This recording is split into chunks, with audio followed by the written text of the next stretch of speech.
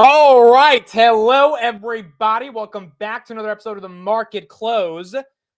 Folks, we have not only Netflix, which is going to start in 12 minutes. We will get their earnings.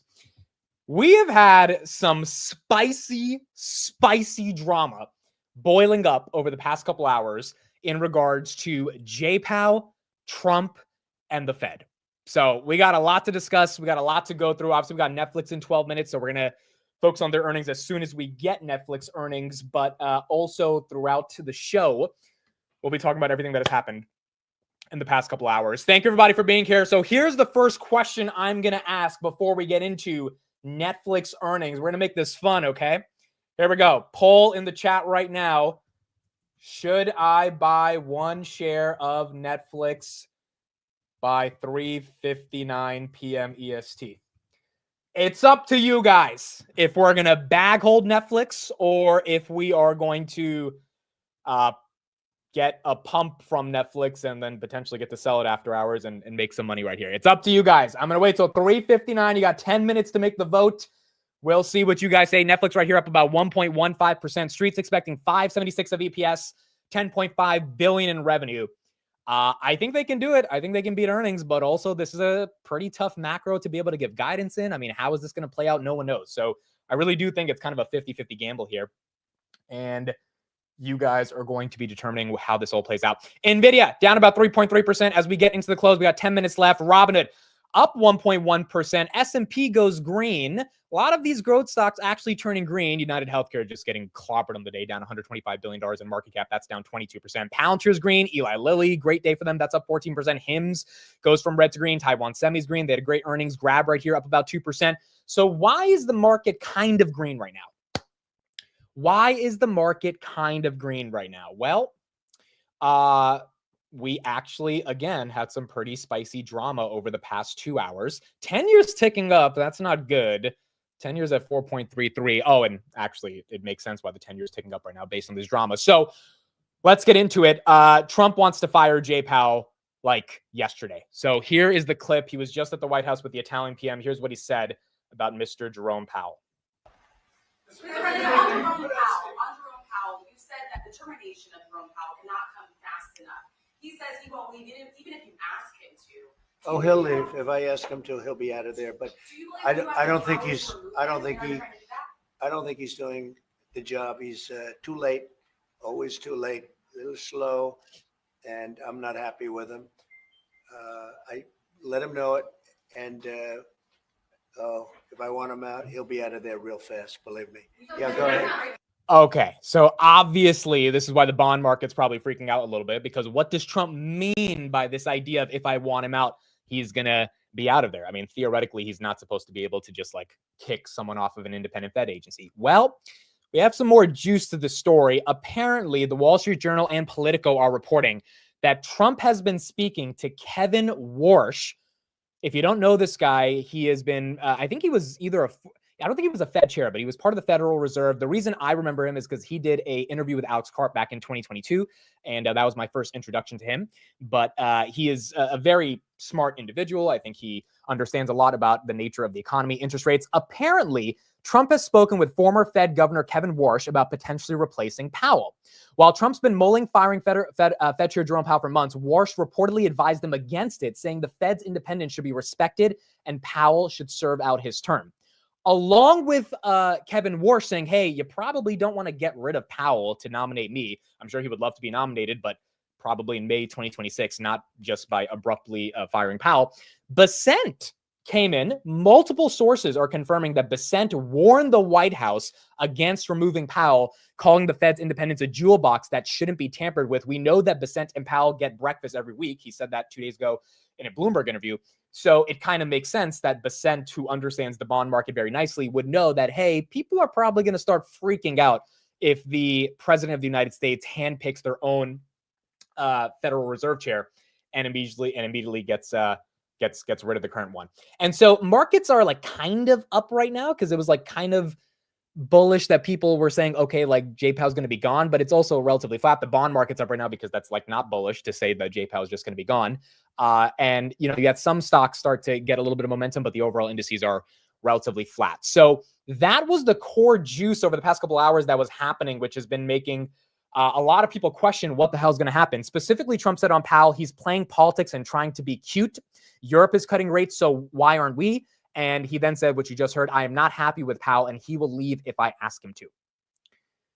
Again, Trump doesn't have the authority to just get rid of Powell. And I do think, my personal opinion, the stock market will not be happy if Powell is fired, because we talked about uncertainty that's been hurting most of the ecosystem, and it's been creating all this volatility. Well, I mean, if you get rid of the Fed chair just abruptly, and there is a way Trump can fire him, it's like with cause. There's like some doctrine that says you're allowed to fire the Fed chair, but there wouldn't be a real reason. I mean, you can't fire them because you're upset at their decision. They have to like criminal negligence. They have to be in a scandal, like something like that justifies them firing them. And even if he tried to fire him, I think the market would be like, holy crap, dude.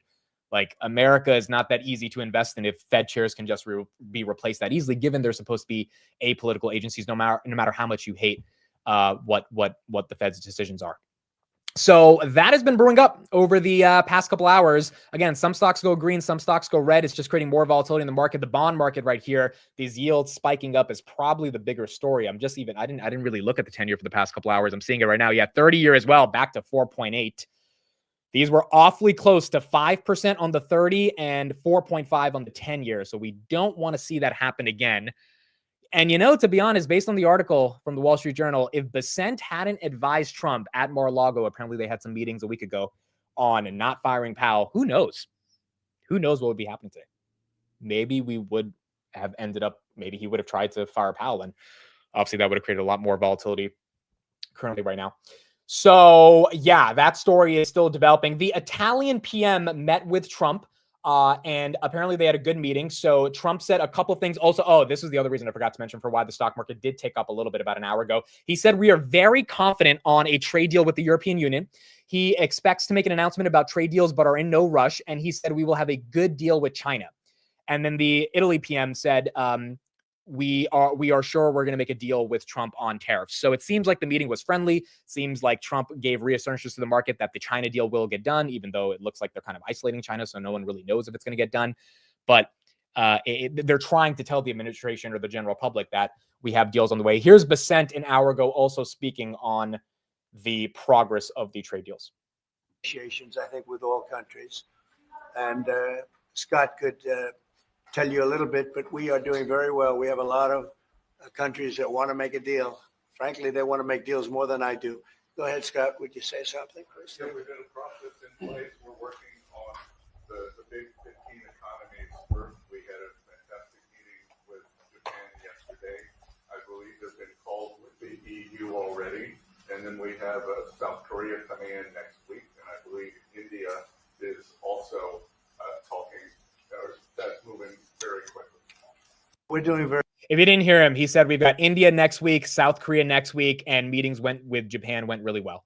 So, I mean, yeah, those were some bullish statements by Besant. Now, they've been talking about deals for a while. We haven't gotten a deal yet. So I think in the next 2 weeks, they're going to really have to start showing off some deals. But that is going to be the big question here in terms of if they can play this out and if the market's going to react positively towards them doing this. Now, as soon as these announcements came out, again, about an hour and a half ago, market flipped green. I know we're not super green right now in the S&P. We're basically flat for the day, but we were red by about 0.5%.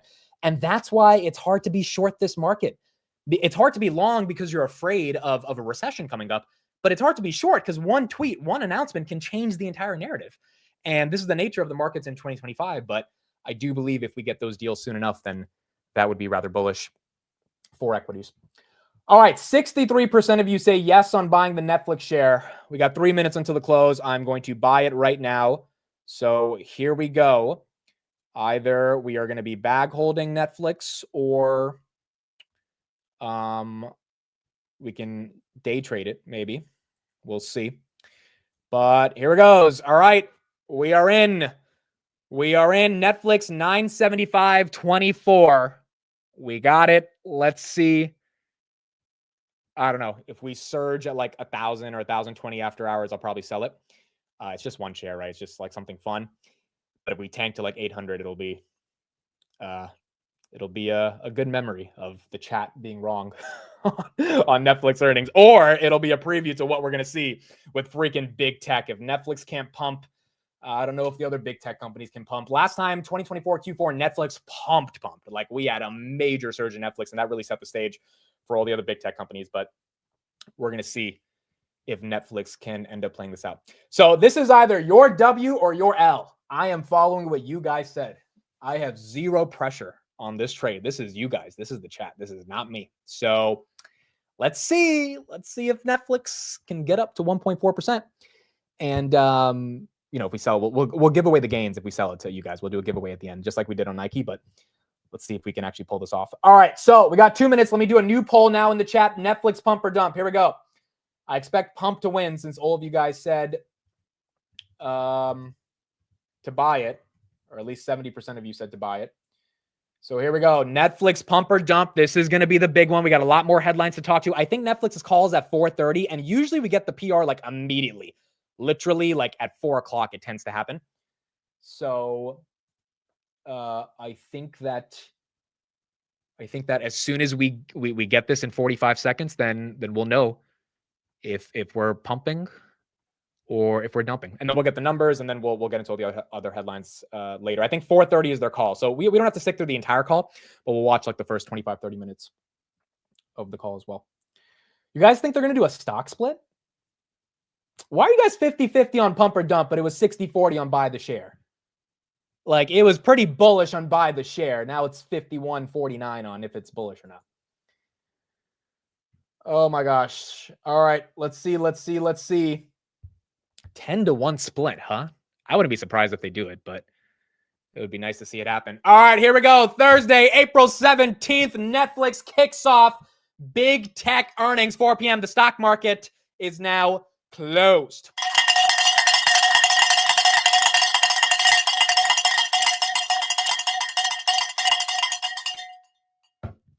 All right, here we go, baby. Everything was pretty much flat during the day. NVIDIA was down about 2.93%. S&P was flat. Tesla was flat. Palantir was up a little bit. Palantir, where we at? Palantir was up 1.15%. Robinhood as well, up about 1.28%.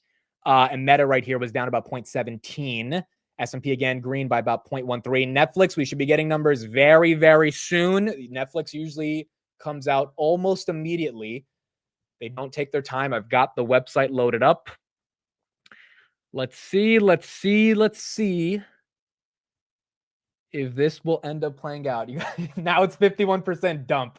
Dude, you guys just wanted to see me lose money on this, bro. You guys just wanted to see me lose money. Oh, we're down. We're red. Hold it. No, we're green. We're green. Earnings season is back, baby. Earnings season is back. We're green. Let's see how long it stays. 2%. Wow, this one's going back and forth. 994 it hit. I don't feel so comfortable about this green. This is not definitive green at all. This looks like it wants to flip red really easily. It should be up 3-4% if it was holding this. Wow, this one's acting crazy, bro. Let me see if I can get the numbers. This one's not giving us any definitive trend right here. Now we're red. See, I had a feeling. Now it's kind of green. Now it's flat. If this is flat, this is going to be so boring.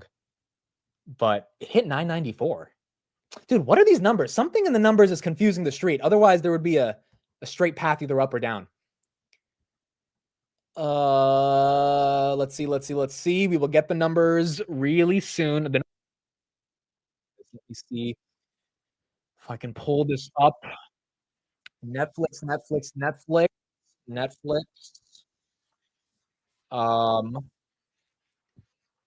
Do I have it? I got? Oh, wow. EPS, they beat aggressively on EPS. Hold on. It's flat after hours, but we beat. We beat. Let me know if the mic's good. Mic should be good. Let me know if the mic's not good. Here we go. Netflix earnings beat by 16% on EPS. Holy crap. 661 versus 560. That's a whole 90 cents. They beat by EPS on EPS. Revenue 10.54 versus 10.5. That's a small beat, but nothing crazy. Guidance has to be sucking, right? That's the reason the street is not giving this any love right here. Dude, this is so flat. It's up like 0.4%. Okay, let me try to get the actual numbers around guidance. That's a big beat on EPS though, right? That's a $1 beat. That's not a bad beat. Let me refresh the website right here. Netflix, financials, letter to shareholders. Okay, here we go. All right, here we go. We're going to go through it. I'm not going to look at the stock for a bit. I'm going to try to get through these earnings. The stock itself, again, not really doing much. Stock right. No, yeah, it's flat, dude. It's literally flat. Maybe down a little bit after hours. Okay, let me get you guys the actual coverage, and then we'll go through the slide deck itself. Here we go. Beating on the top and bottom line. Big beat in terms of earnings, reporting $6.61 per share versus $5.71 estimate. Revenues, a smaller beat, but still a beat, $10.54 billion in revenues ahead of the $10.52 billion estimated.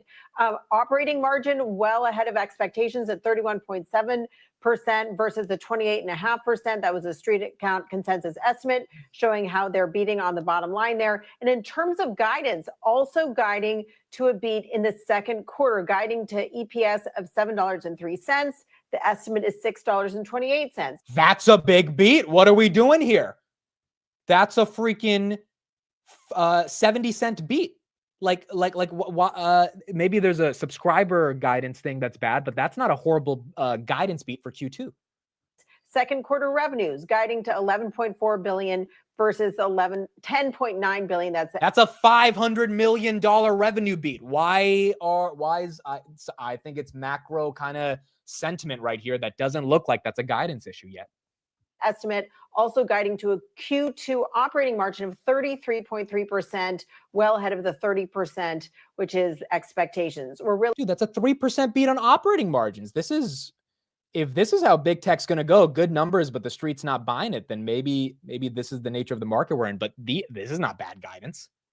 Seeing greater profitability here, and shares are trading pretty much flat after some growth in that stock earlier this week, and certainly high expectations. Back over to you. Okay, Julia, thank you. I'm sure we'll see you again. Okay, I'm confused. I'm not saying it has to moon or anything, but if the street wanted good guidance, I mean, EPS, revenue, and operating margins, those are some of the core metrics outside of subscribers for Netflix. Those are up. So a little confused why the street's upset, but they're not tanking it either. So that's fair. All right, let's read some of this. In Q1, revenue and operating income grew 13% and 27% year over year. Both were ahead of our guidance due to slightly higher subscription and ad revenue and the timing of expenses. Revenue growth, $10.5 billion. Again, that's up about 12.5%. Operating income, $3.3 billion. Again, they're guiding for 3.6. Margins, 31.7, guiding for 33. Net income, 2.8, guiding for $3 billion of profit in Q2. EPS 661, guiding for 703. Both of those beating expectations by over 40%. In Q2 2025, we expect revenue growth of 15% as we see full quarter benefit from recent price changes and continued growth in membership and advertising revenue. We project operating margins of 33%. We continue to forecast 2025 revenue of $43.5 to $44.5 billion, which assumes healthy member growth, higher subscription pricing, and a roughly doubling of our ad revenue. Interesting. So those Netflix prices on subscriptions are going to go higher, and ad revenue likely to them is going to double. By the way, if they're projecting a doubling of ad revenue, I don't think they think ad budgets are declining in the midst of the tariff volatility, which is kind of good news for the Googles and the Metas of the world. We're still targeting a 29% operating margin for the full year. There's been no material change to our overall business outlook since our last earnings report outside of FX headwinds with the US dollar going down. We're currently tracking above the midpoint of our 2025 revenue guidance range. This is great. This is really good. Just that statement alone that there's been no material change. If we get into a recession, that's a whole different story, but they are not taking away guidance, or they're not afraid of saying, hey, fiscal year 2025 is going to be what we told you guys it was going to be 90 days ago. So that's not too bad. Now, subscribers, they don't do subscribers anymore, right? So I don't think we're going to get subscribers. Do we have anything on subscribers? They stopped doing that. Yeah, they stopped doing that. Yeah, look at that. You can barely command F the word subscribe. There is no word subscriber in this press release. All right, so we don't know how many subscribers they have. I'm sure some Netflix analysts on the street will figure out how many actual subscribers they have, but they don't give that guidance. But that's already priced in. The street knows that they don't do subscribers. It's up a little bit after hours, up about 2%, 1.3, nothing crazy.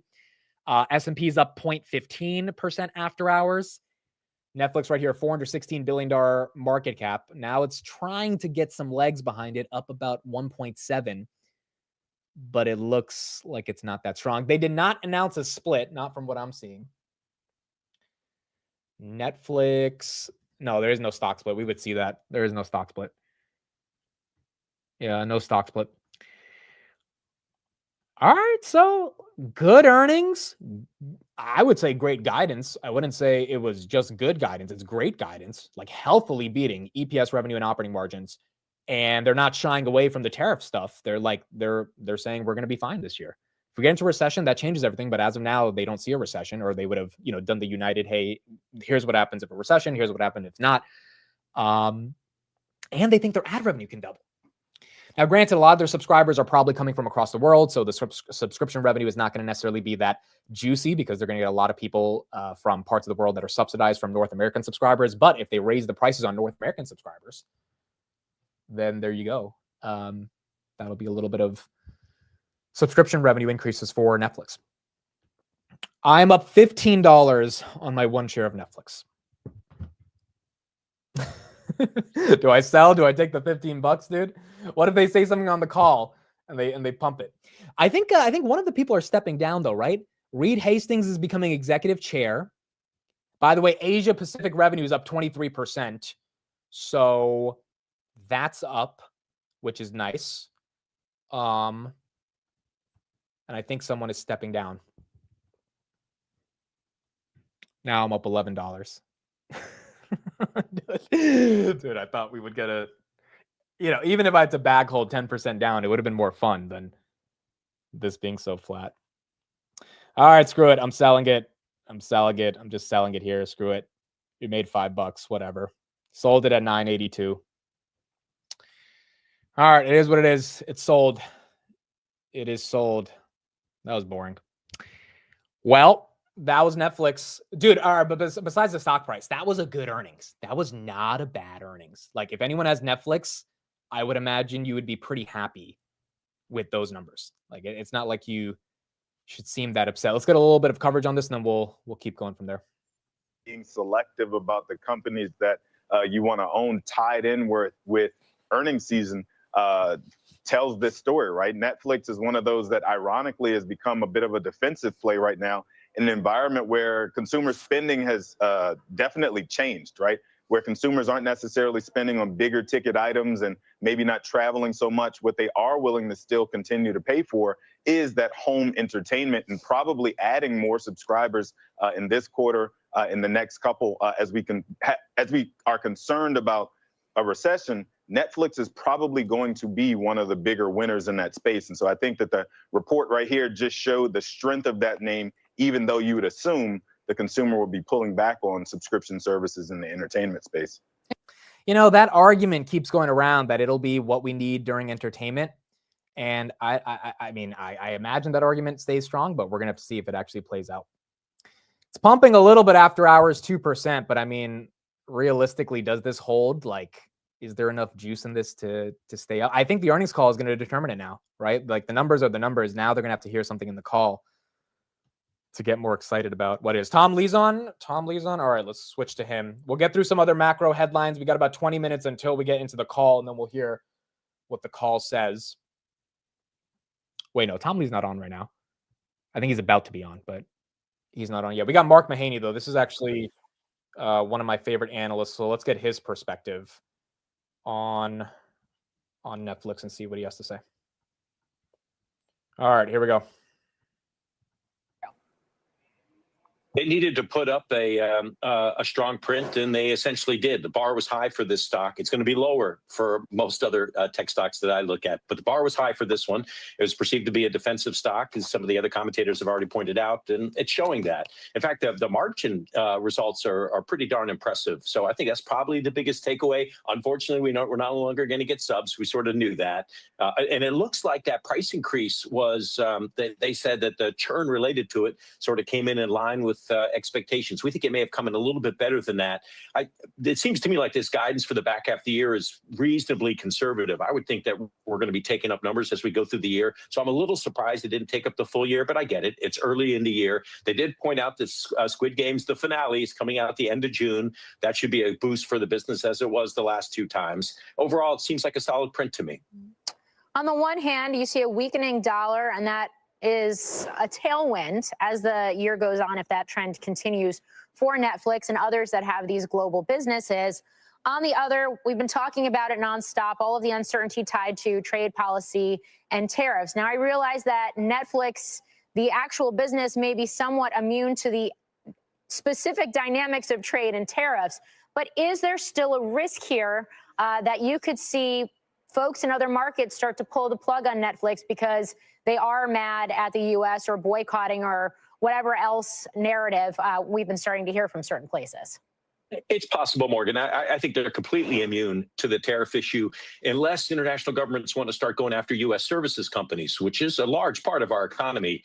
And if there's retaliation against services companies, okay, maybe something like that would happen with Netflix. I haven't seen of that. And in terms of the recession risk at Netflix, there's nothing that's recession resistant, but this is about as close to being recession resistant, or relatively, it's the most recession resistant name I cover. It's just really high quality entertainment at a very low price point. The worst case, you pay $7.99. Again, this is the argument that they're coming up with, that it's recession resistant. Maybe that's enough of an argument to get it excited. All right, it's above 9, or not above 9,000. It's above 1,000. So there you go. It's up 3%. Well, we missed out on $30 of gains here, folks. So, of course, this is going to pump when we sell at 983. Why does it have to pump now? Why couldn't it do the pump when I actually own the damn thing? You know what? We're going to do the $30 giveaway anyway. Let's assume I sold it at 1,000 and I made $30. So we'll do a $30 giveaway at the end of the stream anyway. So we'll give away $30. But look, regardless of the stock, I'm happy that it's at least having a good earnings. Like the bear case here was that they would not be able to show up meaningful numbers, or that they would cut guidance. That's not happening. That's not happening right here. They had great guidance. They increased guidance across all 3 areas that the market cared about outside of subscribers, because they don't disclose that anymore. And Street looks like now it's starting to care about it. All right, 1,010. There you go. If you own Netflix, you shouldn't be that sad about this. It's up 3.8%. If they say anything decent on the earnings call, maybe that can continue the pump right here. Maybe the Street just needed a second to sit with this one. Maybe the Street just needed a second to sit with this. Paper hands admit. Yeah, this is why I don't day trade, dude. This is why I suck at day trading. I don't know how to day trade. Did anyone buy Netflix? Did anyone follow me? Did anyone buy a little bit of Netflix before the close? Did anyone freaking buy some calls on this thing? You can sell a stock after hours. Yes, you can sell a stock after hours. There's like 24-hour trading. All right, now we're actually pumping. There you go. 5% up on the day. There she is, 4.46%. Could have made $40, but it is what it is. 1,020 right here. Yeah, okay. Street likes it now. Street likes it after I sell it at 982. Now the Street's happy about it. So there you go. We sold some put credit spreads. Okay, that's not bad. Bought NFXL. Is that a leveraged Netflix? NFXL. I didn't even know they had leverage. Yeah, look at that. That's up 10% after hours. Dude, I didn't even know they had a leveraged Netflix. That makes sense that Netflix is a pretty big company. Netflix right here, 1,022, up 5.2%. Currently, right now, it's a great earnings beat. Absolutely great earnings beat here in the context of Netflix. Now, what does that do for the S&P and big tech? S&P is up 0.21%. Mag 7s, Meta is up 0.17%. Microsoft's down 1%. Apple's up 1.4%. Amazon's down. NVIDIA's down 3 after hours. Well, NVIDIA was down 3 on the day. It's up a little bit after hours, and then Tesla's still flat. So Netflix not really affecting the Mag 7 or the broader indices. The Qs, the NASDAQ, up 0.33% after hours. It's helping the Qs a little bit, but everything else pretty much flat. All right, there you go. Look, in this economy, the name of the game is preservation of capital more than anything, right? So regardless of of how you play it, you got to make sure you can at least save the money versus let it go down the drain. But this deserves a pump. Like, maybe the pump was a bit delayed, but it definitely deserves the pump. I don't think there's anything they're going to say on the call that would be bearish, given they're beating on all different metrics, outside of the fact of this getting faded in the morning, right? Which could easily happen if the street is upset with this for whatever reason, or if Trump says something. But looks like it's getting a little bit of momentum right here. All right, let's finish up with Mark Mahaney, and then we'll keep going from there. And for a whole month of access to content, entertainment generally holds up well in kind of soft macro environments. Netflix will as well. And Netflix has been tested. We've seen that Netflix now through multiple economic cycles. And even though it's much bigger now than it was in the past, I think the value proposition holds. This is as recession-resistant a tech play as you can find. So Julia just mentioned more than 700 million people, over 2/3 of them outside of the U.S. Is that number in line with your expectations? And how important is that number? You're right. The market is closed tomorrow. All right. So, yeah, Monday we'll see what the street's reaction is. But, yeah, no market tomorrow. For them as they build out this ad tier and all the infrastructure associated with it. That number's just maybe a little bit bigger than I think we in the street would have thought, but modestly bigger. The one quick thing here is this is a subscription business. And so you don't get these huge, massive upsides. It's just you've got that large of a base that you can only, you can bring in a lot of new subs, but it just doesn't move the needle that much. So it's still impressive, the upside they have. Now, I realize part of that is currency. And then the two new things, if you're looking at Netflix Fresh today, you're like, what's new? What could be new about the story? There's two things. One is there's ramp up in ad revenue. If they can double it this year, they laid out some informal guidance, or at least they talked about it internally in something that was disclosed earlier this week in the Wall Street Journal. I think they can probably get close to $9 billion in ad revenue. That would make them a different player. I think that would probably well help support the multiple, maybe even take it a little higher. And then the second thing is a new investor or taking a fresh look at this, live sports. I want to see, and I think the market will respond positively to them kind of building out more of the bundle, if you will. And the way you do that from Netflix today is building up more live events, live sports at the top of that list. So we want to hear about these. That'd be kind of the second catalyst I'd be looking for in the stock. Okay. Mark Mahaney, always great to have you on Netflix Thanks, earnings Morgan. day. All right, we got the Netflix call in about 10 minutes. Congrats if you are heavy into Netflix. It's holding 4% after hours. About 3.9% right here. Again, it's a tough macro, but this deserved a pump no matter what. And at the end of the stream, we'll still give away $30 because I would have sold it around this range if I still held the share. Would have made about $40. So we'll do a little giveaway at the end of the stream. But I am just happy the street. Forget the street. I am happy that Netflix put up these numbers, raising guidance across the board, not getting rid of their 2025 outlook, raising the 2025 outlook, and saying their only headwind is FX because of the US dollar going down. Where did the Dixie end on the day? Dixie 99.38, still down at basically 2025 lows right here. Again, the 10-year up a little bit after hours, 30-year up after hours. That's not the best thing to see, but at least Netflix is doing okay. Is Spotify up because of Netflix? Spotify and Netflix tend to trade in similar ways. Spotify's up 1.2%. Street's thinking that subscription content business models might end up having a decent earnings.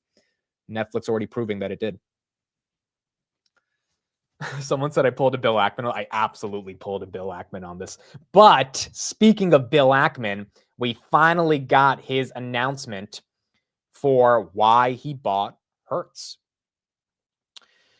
Mr. Bill Ackman right here. We have begun accumulating shares in Hertz late last year, and as of today, we have a 20% stake in the company comprised of outright share ownership and total return swaps. Here's what he had to say about why he is buying Hertz. Hertz can be thought of as an operating company combined with a highly leveraged portfolio of automobiles. A misstep years ago with respect to the company's purchase of Teslas created operating issues, some customer demand issues, and exposed the company to an unanticipated reduction in residual values when Tesla dramatically reduced the price of its cars, leading to large operating losses. We believe that a combination of an improving industry structure and more rational competitive behavior, the near resolution of the company's overexposure to Teslas, a successful operational turnaround plan under a new management team with a track record of success in an adjacent industry, and the company's leveraged capital structure will enable Hertz shareholders to generate a highly attractive return on investment. The U.S. car rental industry operates as an oligopoly where Enterprise, Avis, and Hertz account for nearly 95% of the market. The industry's pricing discipline has improved since the pandemic. Enterprise's high profit margins, we believe plus 20%, currently the best managed industry player, demonstrate that the car rental business can be very profitable. We believe that the improvements that CEO Gil West and his management team are making by rotating Hertz's fleet, increasing unit revenues, and reducing operating costs will significantly improve profit margins over the next several years. Hertz has already made meaningful progress in rotating out of higher cost vehicles that had temporarily elevated depreciation expenses, which should meaningfully lower vehicle depreciation going forward. Okay, I'm not going to keep reading this. I didn't know he wrote that much. But at the end of the day, this is the most important part of what he said. Now for a fun thought experiment, what if Uber partnered with Hertz on an autonomous vehicle fleet rollout over time? Honestly, this is the only part anyone cared about. Hertz's large installed fleet of 500,000 vehicles, its expertise in vehicle maintenance and servicing, and the significant scope and scale of its thousands of locations and other difficult to replace at scale physical infrastructure make it an ideal partner for Uber, a partnership which could greatly improve the utilization and profitability of Hertz's vehicle fleet. Come to think of it, I'm going to call Dara, the CEO of Uber. Investing is risky. There are no guarantees of a successful outcome. Caveat emptor. Holy crap. Did he really just say, come to think of it, I'm going to call the CEO of Uber? Bro, this is what Trump's SEC is bringing you. Like, he has no shame in saying, hey, I bought Uber 3 months ago. Now I'm buying Hertz. And by the way, I'm going to call the CEO of Uber to make a partnership with Hertz, which is obviously going to pump Uber. Netflix up 4.5% after hours. Wow. That man doesn't care at all. That man does not care at all. All right. Well, there you go. There you go. I mean, I had a feeling that he bought it because of Uber. All that stuff he said in the beginning, I think is nonsense. I think he bought it because he thinks Uber is going to partner with them. Hertz was up 44% on the day. My goodness. For the week, in the past 7 days, Hertz stock is up 104%. Year to date, it's up 120%. Wow. Freaking Ackman, dude. Freaking Ackman. Where's Uber after hours? Uber, I think we got 5 minutes until the Netflix call. Uber's up 3%. Well, it's after hours, it's flat, but it was up 3% on the day. All right, folks, if you're going to buy Hertz, you got to buy it knowing that Ackman's on your side, but there's already been a massive pump. So it doesn't look like Ackman's selling his stake. It looks like he wants to go long on this because of the Uber partnership. But if Dara picks up his phone call and says, screw you, we're not doing this, you know, that could lead Hertz to potentially not getting the momentum of the Ackman pump. Interesting. Very interesting here. Ackman used to invest in only high quality companies. I wonder what changed. Well, what changed is he sold Netflix at $150. maybe after that sell, he was like, screw this. I'm done with fundamental analysis. I'm going to be going for these short-term recovery plays with M&A or something. I really do think if he had held Netflix through the downturn of 2022, things would be so different. Because I mean that thing like 4 or 5x, then they would have had a massive stake. They probably would have just kept adding to Netflix. I doubt he would have even thought of some of these other opportunities like Uber and Hertz. But yeah, you're right. His style did change ever since he sold Netflix for Google, and then he sold half of Google for Uber. It was a lot of like back and forth. He held Chipotle for a decade. This is why they call him Baby Buffett. He just buys and holds. But over the past 3 years, that's not been the case. It's been kind of doing it in a different or a different version of how he's been thinking of building positions right here. Interesting. So there you go. That's what you got. Uber and Hertz. Netflix still up a little bit after hours, which is nice to see. Up 4.5%. Now it's up to the guys on the call to see if they can really pump this stock even more.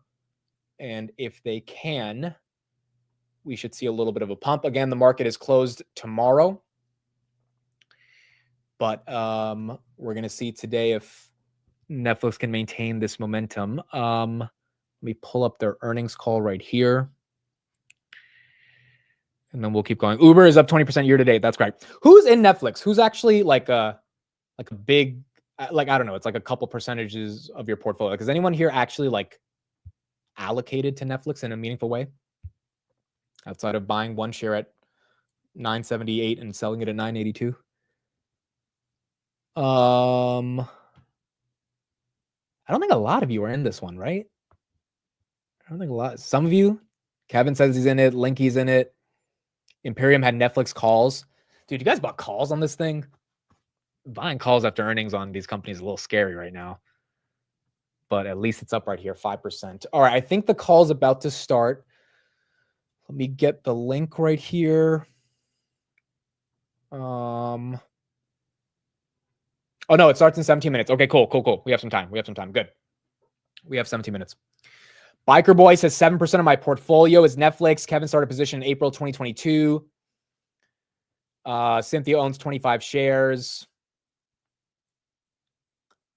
Lenny has, I bought it in my IRA. Bsub says, I don't own it, but their subscription cost is a high percentage of my billing. That is fair. 4.4% currently right now on Netflix. I don't really know what they could say in the call to screw this up. I mean, there's a good earnings. They're probably going to be happy on the call, say, hey, we gave you guys guidance, yada, yada. If anything, I expect another 2 to 3% after hours on this thing. Probably in that, I don't know, 1,030, 1,040 range if it can get there.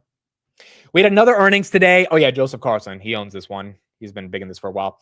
Independent Bank. I think this is a regional bank. 106 versus 117 EPS. They missed by 9%. And then 175 versus 178 million. They beat revenues by 2%.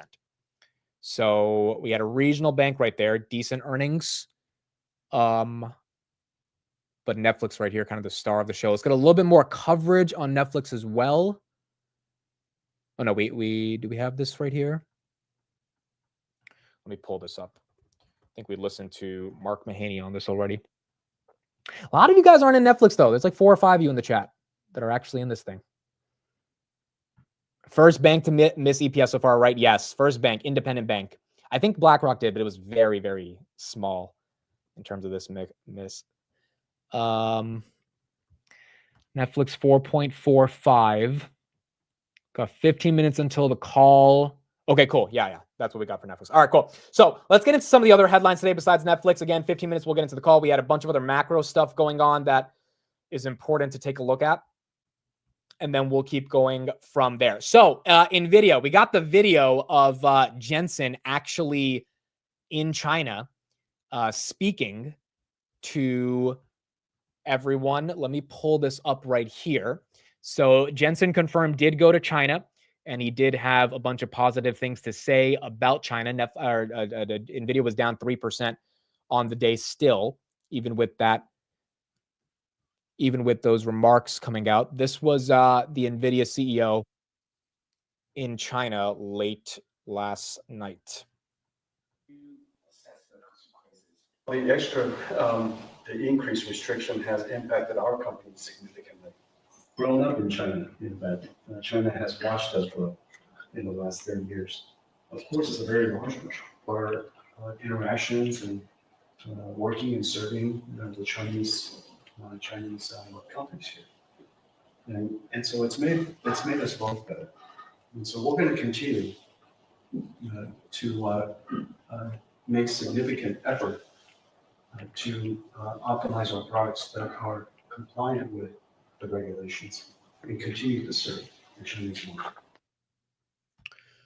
So there you go. Jensen was in China. Unfortunately, NVIDIA had no momentum today, given it is still being used as a pawn in the trade war. Trump did have something to say about NVIDIA. He just said, I'm a fan of Jensen today, so he didn't comment too much more after that. But yeah, we did see in the context, we did see what happened. We saw the H20 chips get banned. That was bad for NVIDIA. The China stuff didn't really clear it up today. Still had a 3% decline. Yeah, he didn't have a leather jacket on right here. And obviously, the dude's trying to save his relationship with the CCP, even with the United States essentially banning them from being able to sell these chips. 101.3 on NVIDIA after hours. Now, what else did Trump say throughout the day? We got a couple quotes about China, wanting to work with China. He says a deal with Italy should be coming soon. He said he had a great meeting with Japan. He said he's meeting with Mexico tomorrow as well.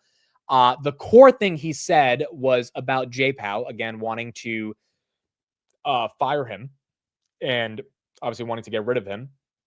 Most people don't think he has the ability to do that. Again, the quote was, "Oh, he'll leave if I ask him to. He'll be out of there. I don't think he's doing the job. He's always too late or a little too slow." But the question is going to be if he's actually able to do it. Now, here's him meeting with the Italy PM a couple hours ago. It's an honor to have the Prime Minister of Italy with us, Prime Minister Meloni, who's doing a fantastic job. I would say that she has taken Europe by storm and highly respected. Everybody loves her and respects her, and I can't say that about many people. And she's become a friend, and we really have a great relationship between Italy and ourselves. And we talked about trade. We talked about many, many things during our luncheon, and she'll be saying a few words, but she's a very special person, and it's nice to have you with us. Thank you very much. It's an honor to have the Prime Minister. Okay, cool. So, Kris, I'm sending you a StreamYard, by the way. Sending it to you right now on WhatsApp.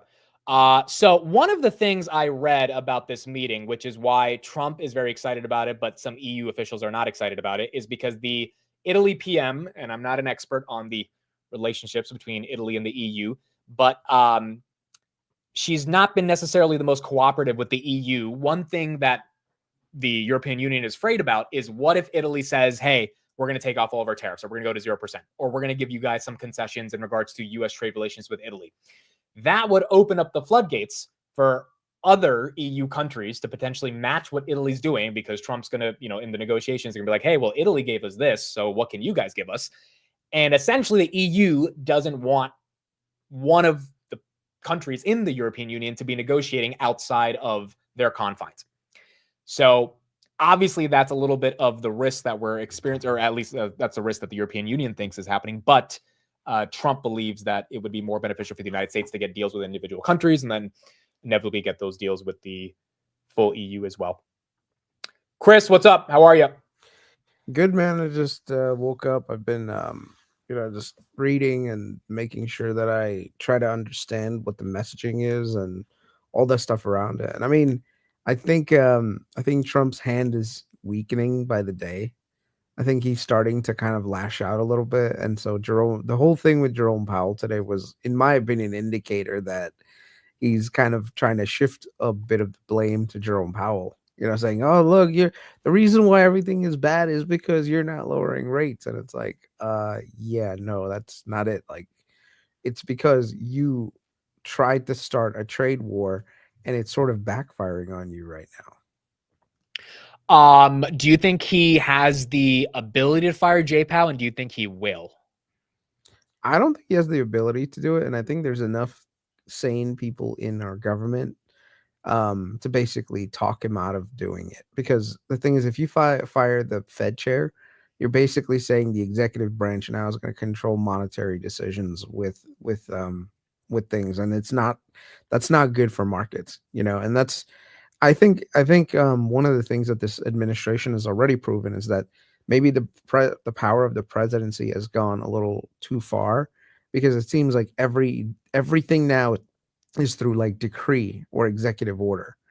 So like, what's the point of even having Congress? Like, oh, I just declare this, I declare that, I declare this. And it's like, okay, where's Congress's role in all of this then?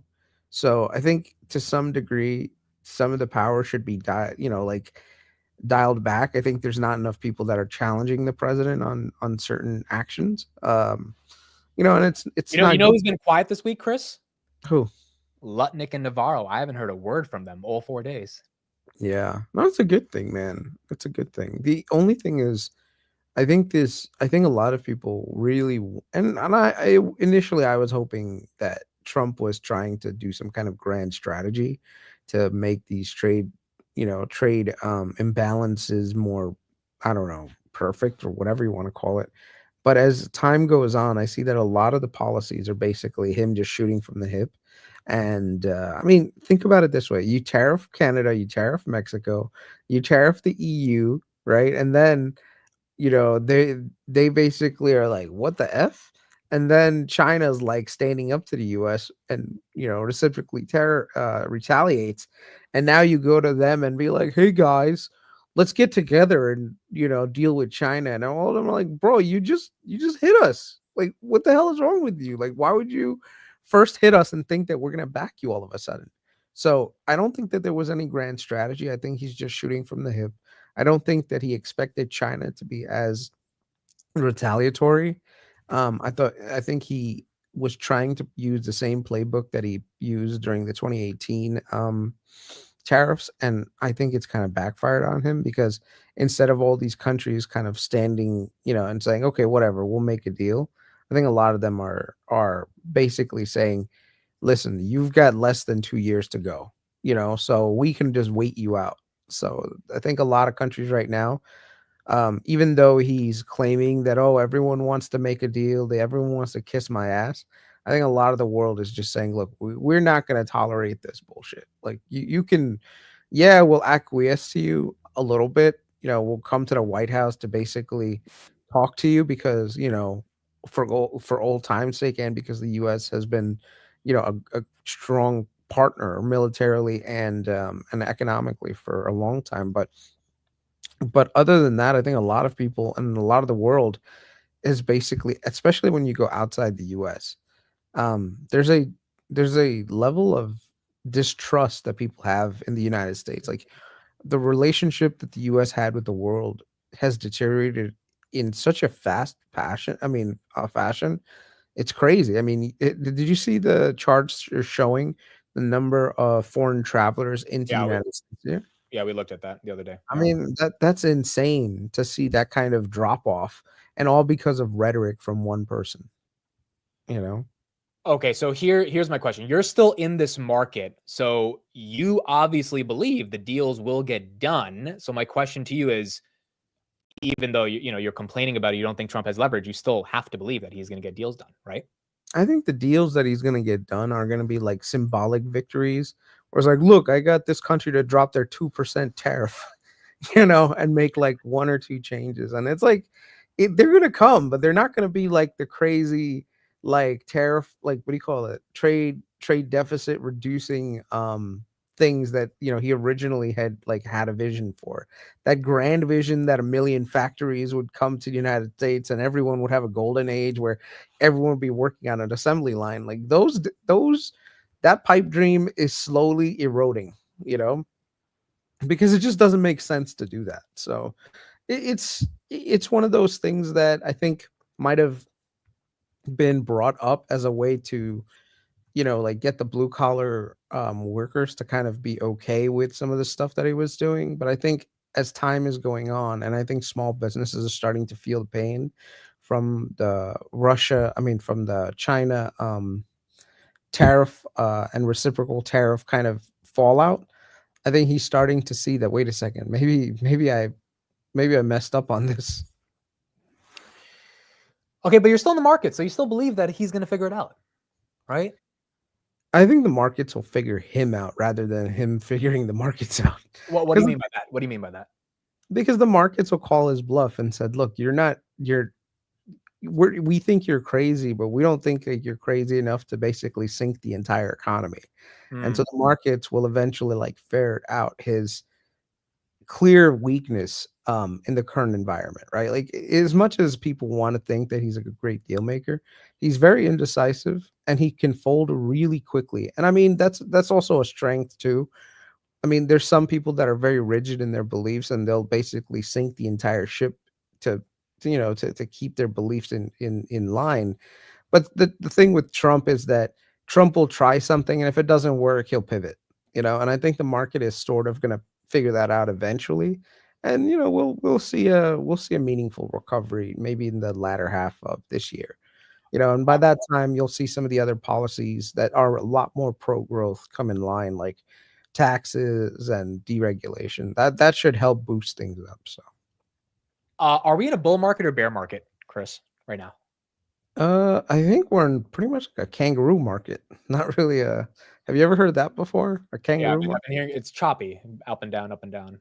Yeah, I mean, there's no way to basically figure out what's going to happen because every day is like a different policy that comes out. Markets hate instability, so that's usually a downward trajectory. But then you have these moments where there seems to be some news that brings about possibility of, resolution, and boom, the market skyrockets higher, right? So the market's looking to bounce, but not necessarily lasting bounces. So that's why, like, I think Jason with his iron condors is the right strategy, because iron condors take advantage of both sides when volatility is high. So you're basically getting a huge amount of premium, but it's almost like you're ending up in the same kind of location anyway, you know? And you have a wide range on the spread to land on. Yeah, yeah. So it's a very interesting strategy from an options standpoint.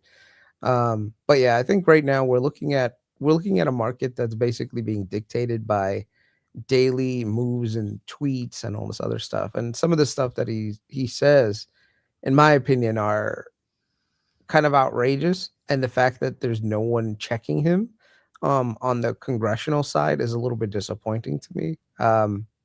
Eventually, and the thing is, I think the Republicans are smart enough to know that if they don't at least somewhat rein him in over the next 6 to 12 months, the midterms are going to be so brutal for them, and they're going to end up losing both the House and the Senate majorities. In which case, then you can have a lame duck presidency.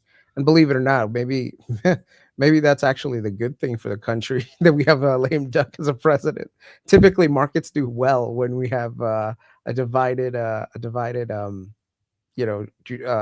House and Senate and presidency. So Yeah, because nothing gets done. Yeah, you're yeah. right. Yeah. We got a quick headline right here. White House official says Trump will sign an executive order to extend federal hiring freeze until July. So it looks like they're not going to be hiring more people in the government. And then this chart right here that I think a lot of people haven't seen, U.S. imports from China over the past 10 days are down 64%. One of the arguments people are making as well is that, hey, what if the core things every American needs that we get from China start to not show up on the shelves going into the summer? Are you afraid at all of that potentially happening? I mean, when you think about all the products that come in from China, I don't necessarily think that the consumer is going to be impacted as much as people think. I think there's going to be a lot more aggregate demand destruction. So people are just going to buy a lot less stuff. I mean, a toy is not an essential item, and China makes a lot of toys. So it's definitely going to be hard for the consumer to like see the price increases on some of these things, but it's not something that's going to like impact their day-to-day stuff, like life, you know? Like I said, I'm sure the consumer has still, in my opinion, the consumer is still strong. The consumer is still willing to spend money, right? The only thing is, as time's going on, consumer confidence is coming down, and that could lead to a little bit of a slowdown in growth. And if we have a slowdown in growth, then of course there's counteracting points to that as well, which is right now with deportations and everything else, like that'll kind of like work its way into the system. So there's a lot of moving pieces, and I don't think anyone can really say where we're going to end up yet. It's because every day it seems like there's a new policy, a new agenda, and I'm not sure the markets are going to be favorable to that. So I think eventually the rhetoric will die down. I think the Trump administration will have to acquiesce to some of these trade deals, quote unquote, where they're not exactly going to get the crazy level of concessions that they were originally hoping for, but they need a lot of symbolic victories, so they'll make them anyway. So I think one of the key things that the Japan, like from what I've been reading, the Japanese delegation, when they came in and they wanted to do a deal, they thought it was going to be purely economics. We're just going to be like, okay, we drop our trade barrier, you drop yours. But I think I think the Trump administration, especially because Trump and Lutnick were both present, were trying to get Japan to basically isolate themselves against China, right? And I think the Right. Japanese are like, wait a second, no, like that's like a really big market for us. They're right there. So, and the Chinese are huge buyers of Japanese products. So it almost ends up becoming the Trump administration's asking, Japan to cut off its left hand so that it can save its right hand. It's like, yeah, the Japanese are not going to do that. What they're going to do is just wait you out. It seems to me it's going to be simple. Like all they have to do is just say, okay, you know what? You want to have these demands? We don't need to make a trade deal right this second. And that's what I think Prime Minister Ishiba said. Like, it's going to be a long journey. I mean, the Japanese are very polite, but they're also very pragmatic. You know, so Yep. and I agree. I think that's what's going to happen with the rest of the world as well, where a lot of the world is going to say, it's a lot of the people are going to say, the Trump administration, like, they want to do a trade deal with the UK and said they want to attach like free speech laws to the U for that. And they're like, oh, if you don't do free speech, we're not going to do, trade with you. It's like, why are you dictating like public policy to another democracy? Let them figure out their free speech woes. If they don't, if they think free speech is a problem in the UK, I'm sure eventually Nigel Farage or someone else will get elected, in which case things happen. The US needs to stop thinking that it can dictate to the world how they need to operate, both politically and on defense. The Europeans right Kris, I got to switch to the Netflix call, so we got to get you out of here now. Yep. But yeah, thank you for the remarks. Chris's Twitter right there in the chat. We are going over to Netflix. Later, bro. Take care. To grow our engagement, our revenue, and our profit. And as Ted said, do that to become the most valued and loved entertainment company for all of our stakeholders. Thanks, Ted and Greg. Our next question, or I should say we have received several questions, actually, understandably, about the economic environment and consumer sentiment as well. For example, Jason Helfstein from Oppenheimer asks, this is the first time you are potentially entering a recession with a low-cost ad plan.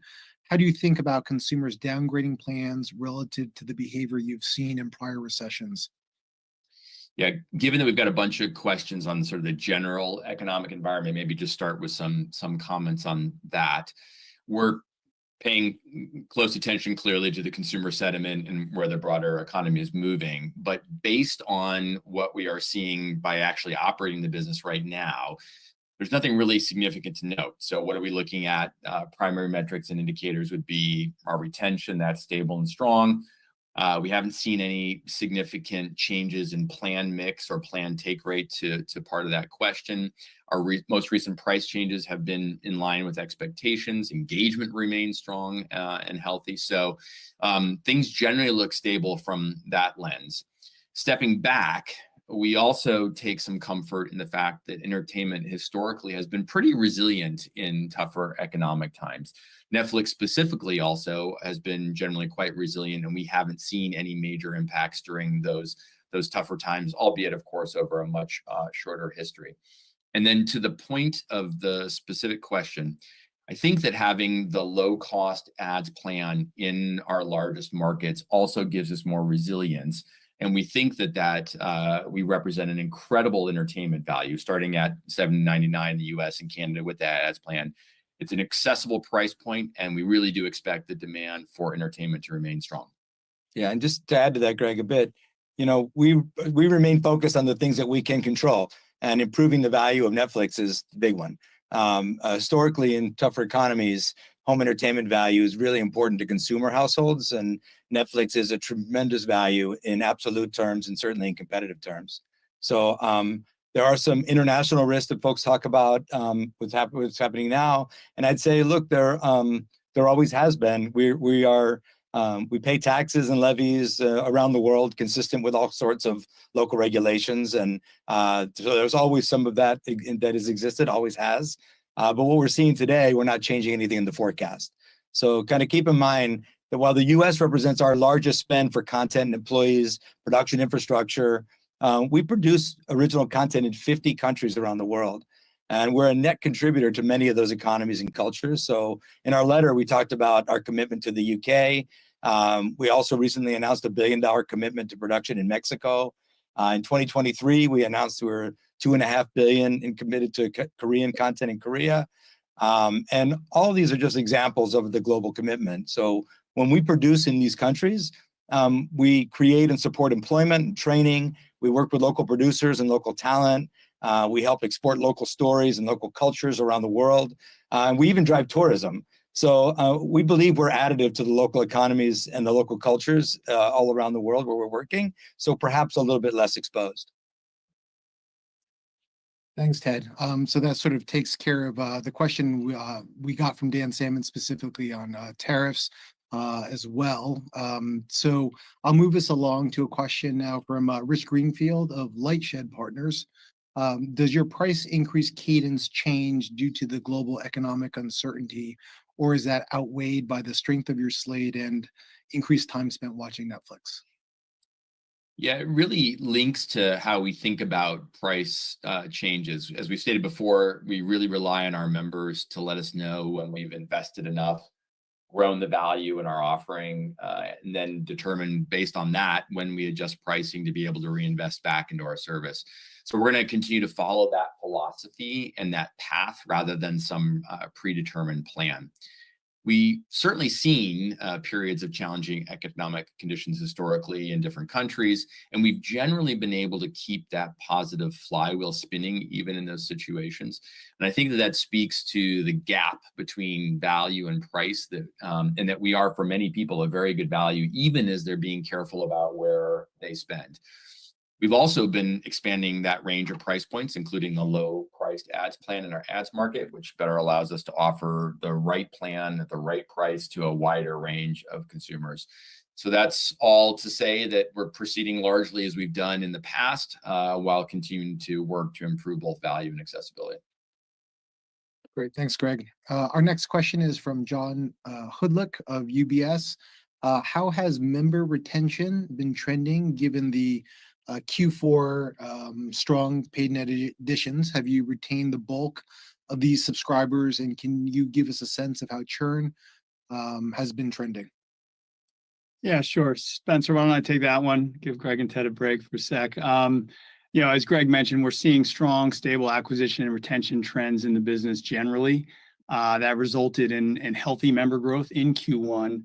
Last quarter we did provide some color on the retention characteristics for some of those bigger live events in Q4. Recall we had the Paul Tyson fight, we had NFL on Christmas Day, and we also had Squid Game, which was an event in and of itself. So, but we did mention at the time that those three big events were still a small minority of our net adds in Q4.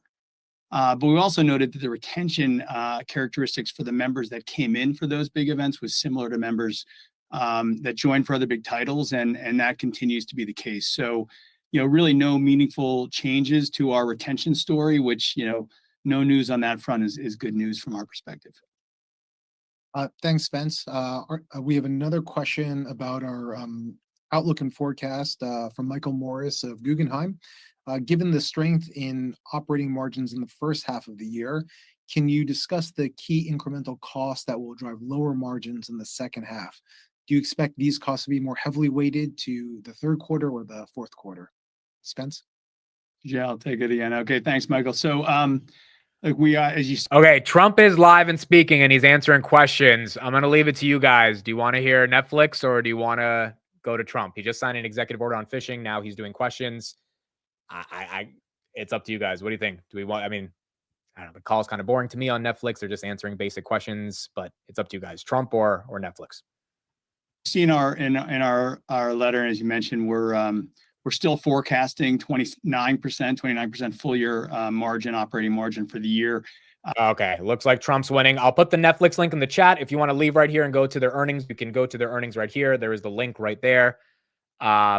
Let's head over to the president of the United States. Right after the Civil War. And if you look at it that way, the case is an easy case to win. And I hope the lawyers talk about birthright, citizenship, and slavery, because the audio sucks. I'm trying to find better audio, but we'll stay on this for a second. That's what it was all about. And it was a very positive, it was meant to be positive. And they use it now instead, not for slavery. They use it for people that come into our country and they walk in and all of a sudden they become citizens and they pay a lot of money to different cartels and others. It's all about slavery. And if you look at it that way, we should win that case. Okay. Mr. President, of El Salvador, we have a great relationship with the president of El Salvador. Will you ask him to release Abrego Garcia so that you can facilitate his return here to the United States? And do you believe he deserves due process here? Well, I must tell you, I have to refer again to the lawyers. I'll have to do what they ask me to do. I had heard that there were a lot of things about a certain gentleman, perhaps it was that gentleman, that would make that case be a case that's easily winnable on appeal. So we'll just have to see. I'm going to have to respond to the lawyers. Mr. President, we're learning that there are now 2 deceased following that shooting at Florida State University. Following and amid that, is there any changes that you want to see to gun legislation? Anything you see broken with gun laws in our Well, country? I'm going to have to look. I'm a big advocate of the Second Amendment. I have been from the beginning. I protected it, and these things are terrible. But the gun doesn't do the shooting. The people do. It's a phrase that's used probably too often. I will tell you that it's a shame. I'm just hearing about it now. I just hear about it. I know the area very well. I know the school very well. I know everything about it. It's Florida. And we'll have more to say about it later. What do you mean when you say there will be more to say about it? Only in terms of what happened. As far as legislation is concerned, this has been going on for a long time. I have an obligation to protect the Second Amendment. I ran on the Second Amendment, among many other things, and I will always protect the Second Amendment. Mr. President, question about the United Kingdom. Reports that you're going to go and stay with the King in September. Can Yes. you confirm that? What are you looking forward to? Well, I was invited by the King and by the country, great country, they're going to do a second, as you know, a second fest. And that's what it is. It's a fest, and it's beautiful. And it's the first time it's ever happened to one person. And the reason is that we have 2 separate terms. And it's an honor to be, I'm a friend of Charles. I have great respect for King Charles and the family, William. We have it's really just a great respect for the family. And it's a very great honor that, and I think they're setting a date for September. It's going to be a smaller visit initially and then a bigger state visit to follow after. Is that the plan? Yeah, they say that it's going to be, I don't know how. Netflix is going down a little bit. That 4% turned to 3%. I'll keep an eye on it. I'll try to get some updates on what's happening there. They might have said something, but I'll get you some updates in a second. It can be bigger than the last one. The last one was, as you know, is incredible. But they say it's going to be even more important. So it's a great honor to be so chosen. President Trump, yesterday you spoke with Japan. Is the Wow, it just fell below 1,000. I'm going to try to find out what's happening, but it is trying to hold on to the pump, but it looks a little weak. steel deal part of the tariff negotiations? Did you discuss that with them? It could be, but I doubt it. I mean, I think we're going to view it separately. We want U.S. steel to remain in the hands of the United States and people from the United States. And great respect for Japan, but we don't want a foreign country buying U.S. steel. U.S. Steel was one of our great companies of the world. When you go back 80 years, and it was the biggest, strongest, most powerful company in the world. And we're going to make it very strong and powerful again without Nippon. But if Nippon wants to come in, and I hear they're working on it very hard, I have great respect for Nippon Steel. I know a lot about it. But they can invest and they can do lots of things, partnerships. But we want to have U.S. Steel remain in this country. So is that a stipulation you would put on these tariff negotiations? I guess we could talk about it with regard to tariffs, Howard. I mean, it's something that could be a part of it. But tariff negotiations are actually simpler than that. I mean, we're going to set a number and people are going to pay that number, or they're going to decide to go elsewhere if there is such a place. There really is no elsewhere, I think. In the first term, your Attorney General apologized to Tea Party groups who have been targeted by the IRS under the Obama administration. Why is it okay for the IRS to now be looking at changing the tax status of Harvard because of policy disagreements you had with the university? So, I had dinner last night with a lot of pastors and ministers and people of faith, and there were like 32 of them, and it was beautiful in the Blue Room. And they said, "Sir, I was targeted by the IRS, and the FBI came in, sir, and I've been going through hell for years." And somebody overheard that statement, and they said, "Oh, that happened to me too." Another one overheard, "Oh, that happened to me too." It was the Biden people, and they had 7 or 8 of them. We're going to be reporting it very soon. I said, this has to be reported. These are ministers, pastors, evangelicals. They were targeted by the Biden administration, which was a disgraceful administration. Well, I was targeted more than anybody in history. I think you probably know that. I hope you admit it, but you might not. But I was targeted more than anybody in history. But it was interesting because one pastor told me, and another one heard it, oh, me too, and me too, me too, me too. All of a sudden they're all, and one of them spent all of his money, everything he had on lawyers for 3 years, he said. It took place almost immediately after the election. After the election, when Biden came in, unfortunately for the country, sadly for the country. So when you ask me that question, I immediately say, let's switch it around to tell you what happened last night. And not only that, we're also finding that many people just having to do with Trump support have gone through hell. And they've used the IRS for purposes of something that's very illegal for them to have to do.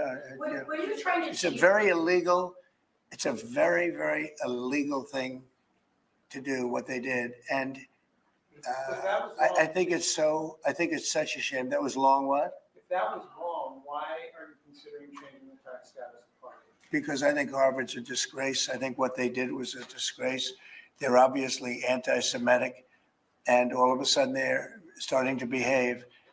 But when you see what they were saying, what they were doing, when you see the way they took care of events, when you watch that woman, that horrendous president that ruined the image of Harvard, maybe permanently, in Congress, in the halls of Congress, when you take a look at what happened there, it was horrific.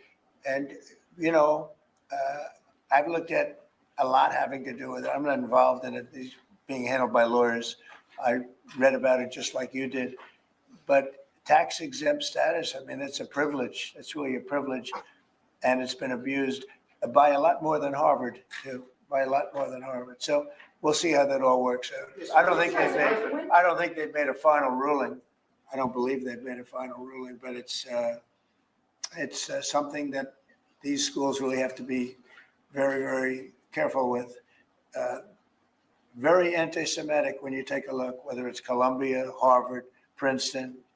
I don't know what's going on, but when you see how badly they've acted, and in other ways also.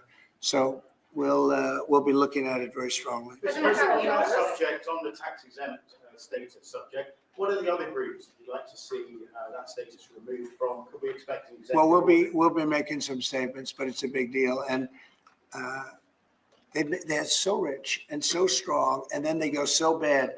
They've earned so much by being a member of this country, a member of this group, this beautiful group of people in this country, and then they go and they abuse their power like that. I think it's very sad. Are we talking about immigrant rights groups, environmental rights Could be. groups? Could be. I mean, look, environmental. I have a group named Crew. You ever hear of it? I think it's CREW. And they have a guy that heads Crew. It's supposed to be a charitable organization. The only charity they had is going after Donald Trump.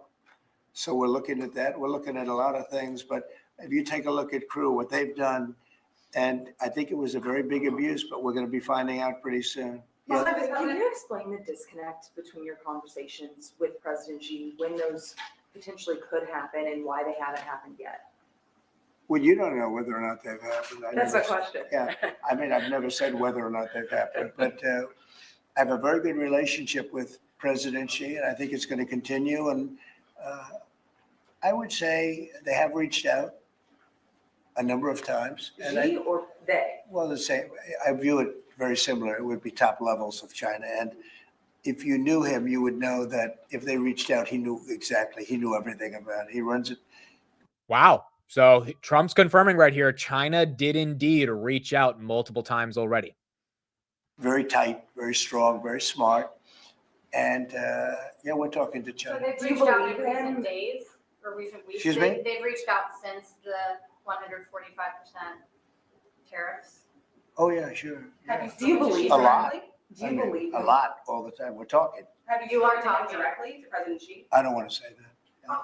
It's just not appropriate. to But say. you're speaking. Sorry, has he called you directly, President Xi, or reached out to try to facilitate a conversation? Well, you'd think it was pretty obvious that he has, but we will talk about that soon. It's not that important because honestly, we're going to have a deal. I believe we're going to have a deal with China. And if we don't, we're going to have a deal anyway because we're going to set a certain target, and that's going to be it. You have anything to say about that, Howard? I think our tariff policy around the world has every country in the world coming in and talking to us. It is incredible. We had country after country in yesterday. We are confident that we will work out something with China, and the president knows what he wants to do. And I think he knows it better than anybody else in the world. And we are confident that this is going to work out well, both for the United States of America. I'm sure he'll work it out with China, but the amount of other countries who are working with us is incredible.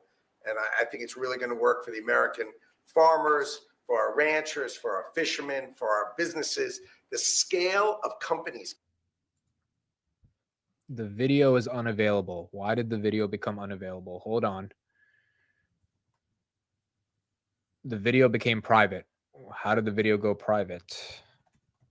That's weird. Let me see if I can pull it up from somewhere else.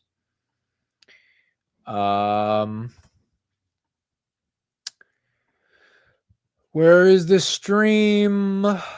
Trump live. Let me see. Let me see. Of course, it goes private when Lutnick is talking. It was probably live and ended. No, but even when I refresh it, it says the video is private. Let me go into my history. Let me see. Yeah, it's not even in my history anymore. It went private. Trump executive orders live. Let's see. Oh, I think I got another one. Oh, this other one is really far behind. Oh, yeah, here's this one. This one, it might be behind. Yeah, it's behind. It's like a good 20 minutes behind. The live stream ending is saving the equity markets. Let me see. Give me a second, guys.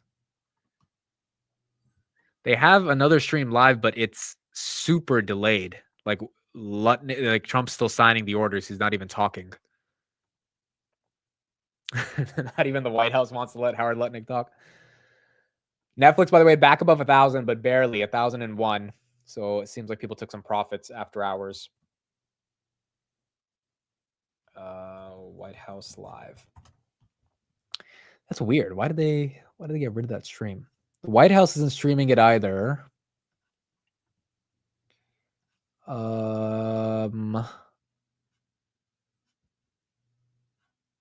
No, we don't have it. I don't know if we have it. Well, no, we have a bunch of streams, but they're not we're just gonna have to wait to actually get the question portion again.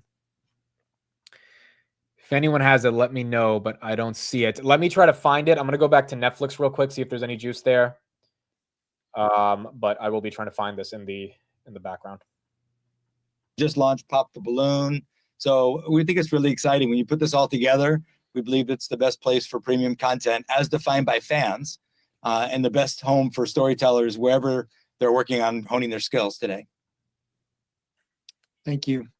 Okay, I got it. It came back. I think this is it. In the Pacific Ocean, this is the per se. No, this is not it. This is the one that's super delayed. They like started the live stream over again from the beginning for executive orders. All right, I guess we might still have to wait.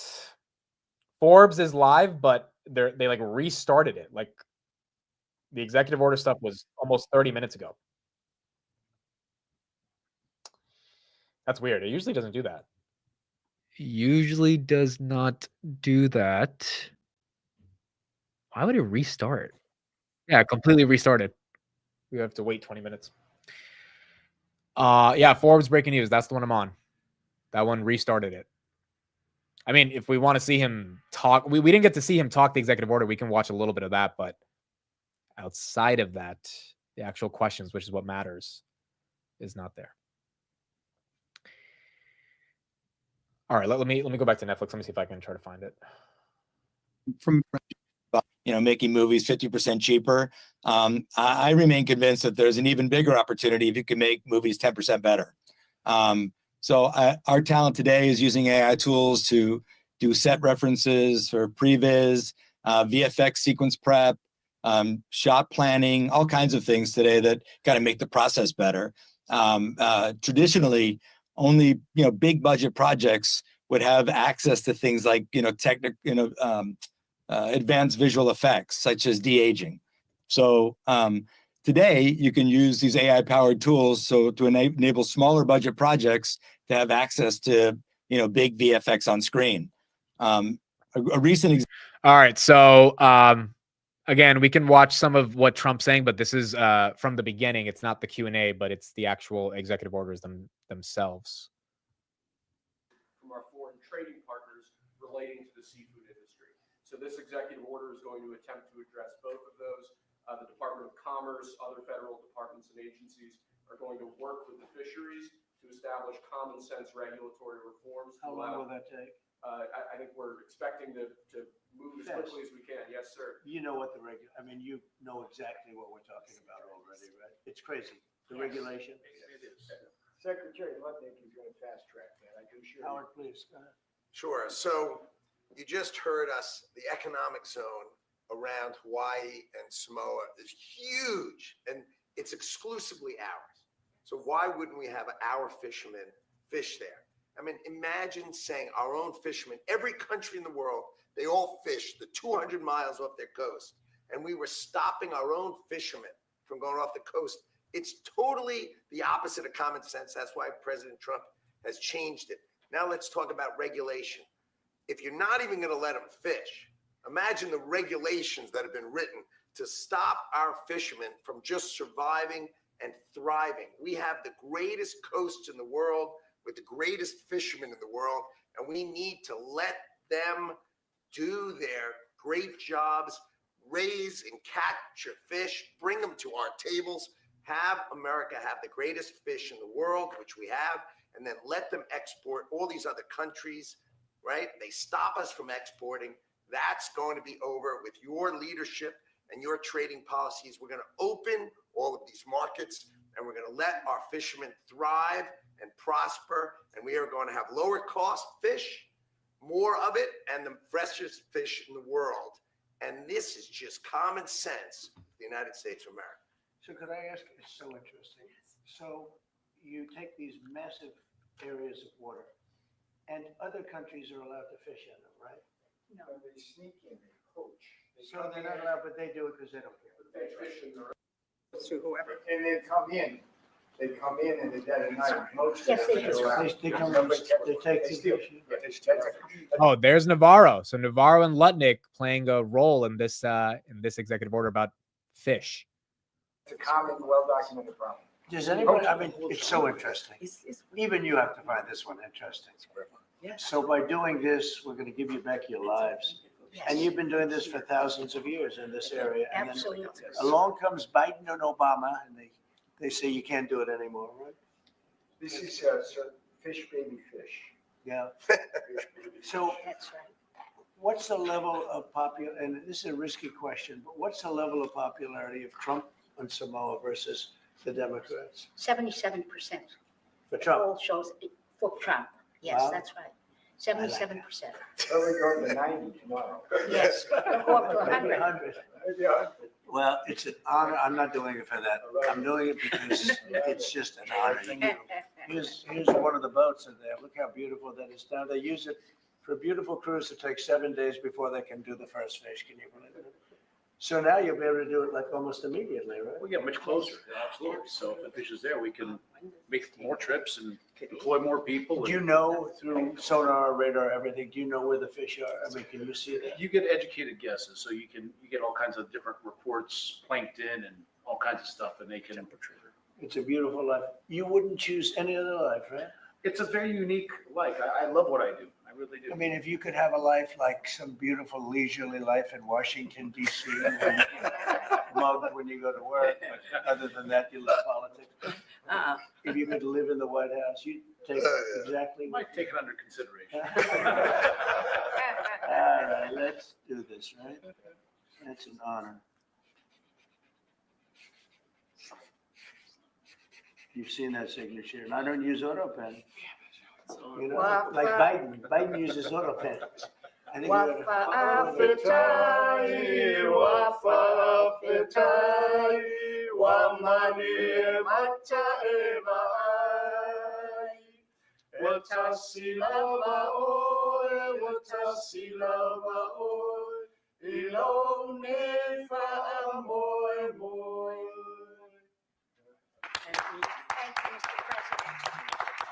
Thank you, Sandra. And what is the second one? We have one more also relating to fisheries, sir. This is an executive order on seafood competitiveness. Currently, we have two basic problems here. One is that the American seafood industry is dramatically overregulated. Our fisheries are dramatically overregulated. The other is that we have unfair trade practices from our foreign trading partners relating to the seafood industry. So this executive order is going to attempt to address both of those. The Department of Commerce, other federal departments and agencies are going to work with the fisheries to establish common sense regulatory reforms. How long will that take? I think we're expecting to move as quickly as we can. Yes, sir. You know what I mean, you know exactly what we're talking about already, right? It's crazy. The Yes. regulation. It is. Secretary Lutnick is going to fast track that, I can assure you. Howard, please, go ahead. Sure. So you just heard us, the economic zone around Hawaii and Samoa is huge, and it's exclusively ours. So why wouldn't we have our fishermen fish there? I mean, imagine saying. Okay, I think we heard that part. Let me get back to a different stream that's maybe more up to date.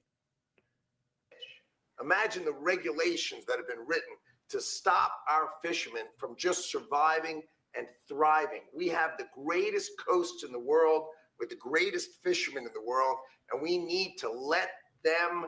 All right, both streams are like looping from the executive order part, not the Q&A. I'm kind of believing Tanner's theory here, where the streams are, I don't know, maybe he said something about Xi Jinping and the streams are not showing the questions. Maybe he wasn't, maybe they cut off the streams once he answered that Xi Jinping question, but he already said it, so I don't know what's the point of cutting it off, but I don't know why the streams are looping and not getting to the Q&A.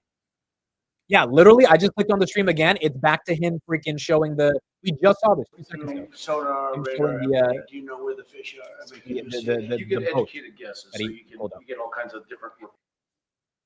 I don't know what's happening with the streams today. Sent you a link on X. Does anyone have a good stream? That's weird, bro. That usually doesn't happen. Oh, this one. All right, perfect. Thank you. Thank you. Whoever sent me this link. Thank you for sending me that anti-method. Thank you. All right, here we go. I have the full thing. So I'm going to go back to the Lutnick question. And that'll be the Q&A. So let's put it right here. Oh, this is perfect. All right, cool. We got it. Thank you for that. Thank you, sir. Here we go. In the first term, your Attorney General apologized to Tea Party groups who've been targeted by the IRS. What they were saying, what they were doing. When you see the way they took care of events, when you watch that woman, that tax exempt status, I mean, it's a privilege by a lot more than. Okay, that's Harvard. Conversations with President Xi, when those potentially could happen and why they haven't happened yet. Well, you don't know whether or not they've happened. That's my question. Yeah. Okay, so this is basically where we left off, the China question. I mean, I've never said whether or not they've happened, but I have a very good relationship with President Xi, and I think it's going to continue. And I would say they have reached out a number of times. And Xi or they? Well, the same. I view it very similar. It would be top levels of China. And if you knew him, you would know that if they reached out, he knew exactly. He knew everything about it. He runs it very tight, very strong, very smart. And yeah, we're talking to China. So they've reached out in recent days or recent weeks. Excuse me? They've reached out since the 145% tariffs. Oh yeah, sure. Do you believe a lot? directly? Do you believe a lot all the time. We're talking. Have you talked directly to President Xi? I don't want to say that. It's just not appropriate. But you're speaking. Sorry, has he called you directly, President Xi, or reached out to try to facilitate a conversation? Well, you'd think it was pretty obvious that he has, but we will talk about that soon. It's not that important because honestly, we're going to have a deal. I believe we're going to have a deal with China. And if we don't, we're going to have a deal anyway because we're going to set a certain target and that's going to be it. You have anything to say about that, Howard? I think our tariff policy around the world has every country in the world coming in and talking to us. It is incredible. We had country after country in yesterday. We are confident that we will work out something with China, and the president knows what he wants to do. And I think he knows it better than anybody else in the world. And we are confident that this is going to work out well, both for the United States of America. I'm sure he'll work it out with China, but the amount of other countries who are working with us is incredible. And I think it's really going to work for the American farmers, for our ranchers, for our fishermen, for our businesses. The scale of companies coming to America just every day, like even this morning we were talking about Whirlpool, and then we were talking about car companies opening. The scale of factories coming to America is mind-boggling, driven by Donald Trump's tariff policy, which has got the world coming and finally respecting the United States of America. President Trump, you said And by the way, there's never been anything like it. We have at least $7 trillion of new businesses coming in. If you go back and look at others, I mean, in years, they wouldn't do anything like that. So, and this is in a matter of weeks, so it's been pretty amazing. You said we're talking, so China and the US are talking Yeah. on tariffs. Oh, sure. Do you believe then that they won't go higher than 125%? We've heard Chinese officials say that. And then, like, what happens if they do go higher? Do we retaliate more? Well, than at a certain point, 125? I don't want them to go higher because at a certain point, you make it where people don't buy. So I may not want to go higher, or I may not want to even go up to that level. I may want to go to less because, you know, you want people to buy. And at a certain point, people aren't going to buy. And you And it's previously actually up to 145% because you have the 20. You previously said that you would consider reducing tariffs on China to get a tic-tac deal done. Is that still on the table as of now? Well, we have a deal for TikTok, but it'll be subject to China. So we'll just delay the deal till this thing works out one If way or they the other. say- And I think it's a good deal for China. The TikTok deal is very good. TikTok is good for China. And I think they'd like to see us do a deal, especially the deal that we have pretty much done with some of the best companies in the world. If they agree to sign the deal, would you take that into consideration? I think it would be when something talking we about reducing discuss because tariffs? it's a natural. If we're making a deal, I guess we'll spend 5 minutes and talk about TikTok. It wouldn't take very long. Can you give us a sense of how far along these negotiations are with China? Are they in the early stages, or are you inching closer now to actually making a deal on tariffs? I think that we will make a deal with China. I think we've had some very good talks, but we will have some very good talks remaining. And, you know, I view it, and some people say, oh, rush. I think we have a lot of time. I think we have plenty of time. But we have very, very good. You saw Japan was here yesterday. We had Italy today. We had a great conversation with the prime minister. We've had very good talks yesterday with Mexico, talking with everybody. You know, the problem is it's only so many hours in the day. I think we're going to make a deal with China. We're going to make a deal with everybody. And if we don't make a deal, we'll just set a target and we'll live with that, and it'll be How fine much too. time? How much time do you think you have? I would think over the next 3 or 4 weeks, I think maybe the whole thing could be concluded. You have to understand, we're a big, if you think of us as a big, beautiful department store before that business was destroyed by the internet. We're a big, beautiful store, and everybody wants a piece of that store. China wants it, Japan wants it, Mexico, Canada, they live off it, those two. Without us, they wouldn't have a country. And everybody wants a piece. And at a certain point, if we don't make a deal, we'll just set a limit. We'll set a tariff. We'll set some parameters, and we'll say, come in and shop. They may not like that, and they may find it, or the market may find it too high. You know, more likely the market, but the market may find it too. If we actually get in the next 3 to 4 weeks, a ton of deals, that is going to be pretty bullish, regardless of how good the deals are. That's what Kris was talking about, right? As long as there are deals, the market will like it. But the question is, in the next month, will we actually get those deals? High, or the country may find it too high. Then they'll come back and say, well, we think this is too high, and we'll negotiate. Or they're going to say something else. They're going to say, well, let's see what happens. But they always have a right not to do it. So they can say, well, we don't want it, so we're not going to shop there. We're not going to shop in the store of America. We have something that nobody else has, and that's the American consumer. And I had the most successful, I had the most successful 4-year period in the history of this country. And I think we're going to blow it away this time. But there is a little bit of a transition, and we're going to have that little transition, and it's not much of a transition. You know, if you look right now, we're getting 25% on cars, right? We're getting 25% on steel. We're getting 25% on aluminum. We're going to have some other things that we're going to be adding in the not too distant future because we want them to be made here. The medicines, the drugs, pharmaceuticals are going to be done, and computer chips, et cetera, et cetera. And because of that, we have the biggest computer companies in the world coming in from Taiwan and other places, and they're building in Arizona and lots of other places. We're number one in AI by far. We're leading China by a lot, by tremendous amounts. We're going to supply electricity at levels never supplied before. They're going to build their own electric. We're going to let them become a utility, essentially. And it's going to be amazing for the country. They're going to build their own electric plants. We have to double up our electricity to remain number one in AI. We're going to have to double up our electricity take our whole country. We're going to have to double up our electricity. Think of that. And probably even triple it up. And we're going to let them build their own electric plants with their plant that they're building for the AI or whatever they're doing. Never been done before. We're going to get them quick approvals. Going to be very clean, going to be very nice. And we're going to get them very fast approvals. And people are investing in this country like they've never invested before. Thank you very much, everybody. Thank you, Fred.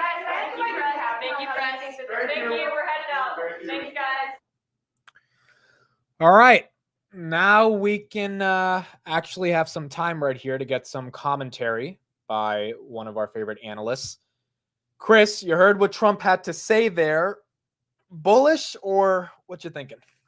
Wait, did he just say if they don't make a deal with us, we'll make a deal and then it'll just be what it is? He essentially said we'll figure it out if we don't make a deal. Yes. With China. Okay, that's not a deal. Do you have any faith that if they fail with China, they can get the other 70 countries on their side and isolate China and then they'll be all right? No, not at this point. No, I think at this point he's getting desperate. I'm pretty sure he probably thought that he'd get way more things like come to him, but I think everyone's just kind of like, whatever. So I think the Chinese especially. He keeps saying that everyone's reaching out to him. Do you believe that or no? I don't believe him. I think people are maybe making the phone call, but once they hear the deal terms that he's trying to basically get out of him, they're just saying, "Nah, we'll call back." And and it's not really getting too many call backs as far as I can tell. I mean, the Chinese, they played it smart in 2018, where they basically started to really branch out their exports to other countries. So the sheer number of exports to the US, it's pretty significant, but it's not like world ending for them. So they're like, we can hold out longer against the Trump, trade issues than we could have in 2018. So that decoupling already started way beforehand.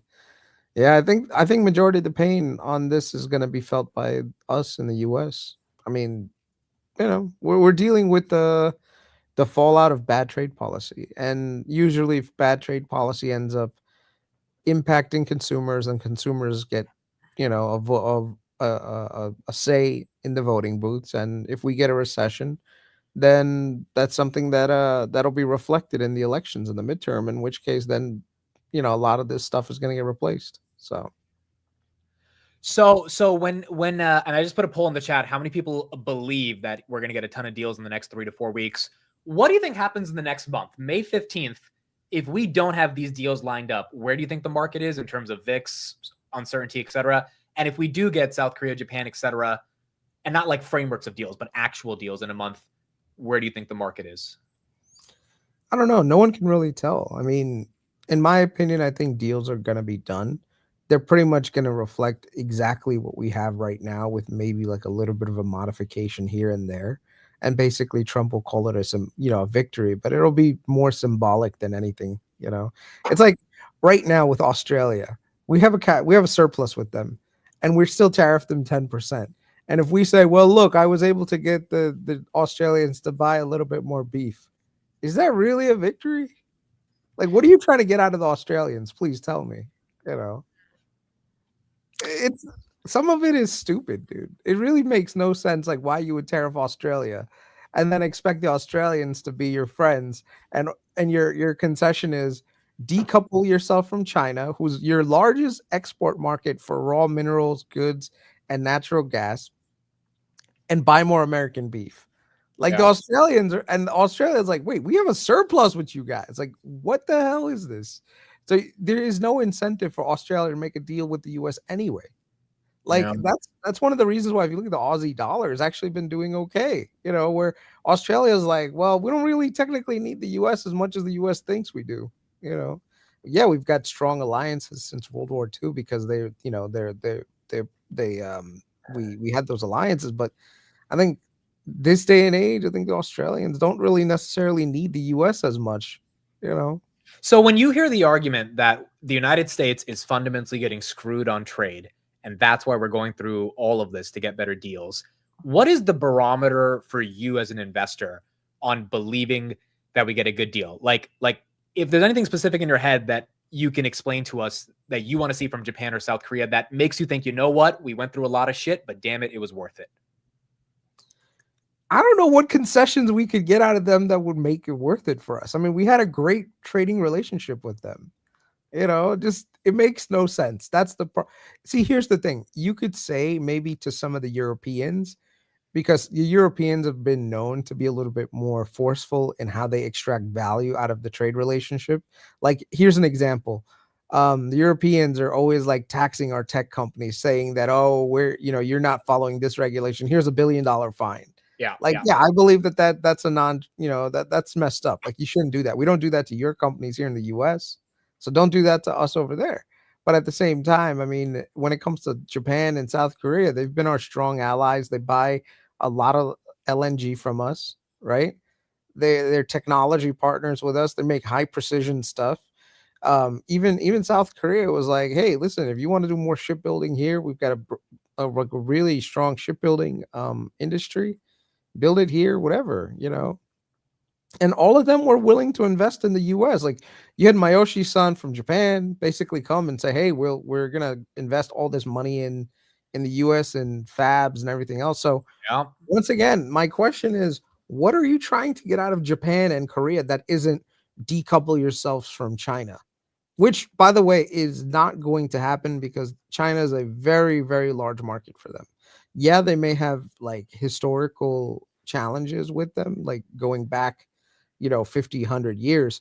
But I think in this day and age, I'm not so sure that they're willing to decouple so easily from China, especially because the Chinese middle class has grown significantly, right? And there's a huge consumer market there.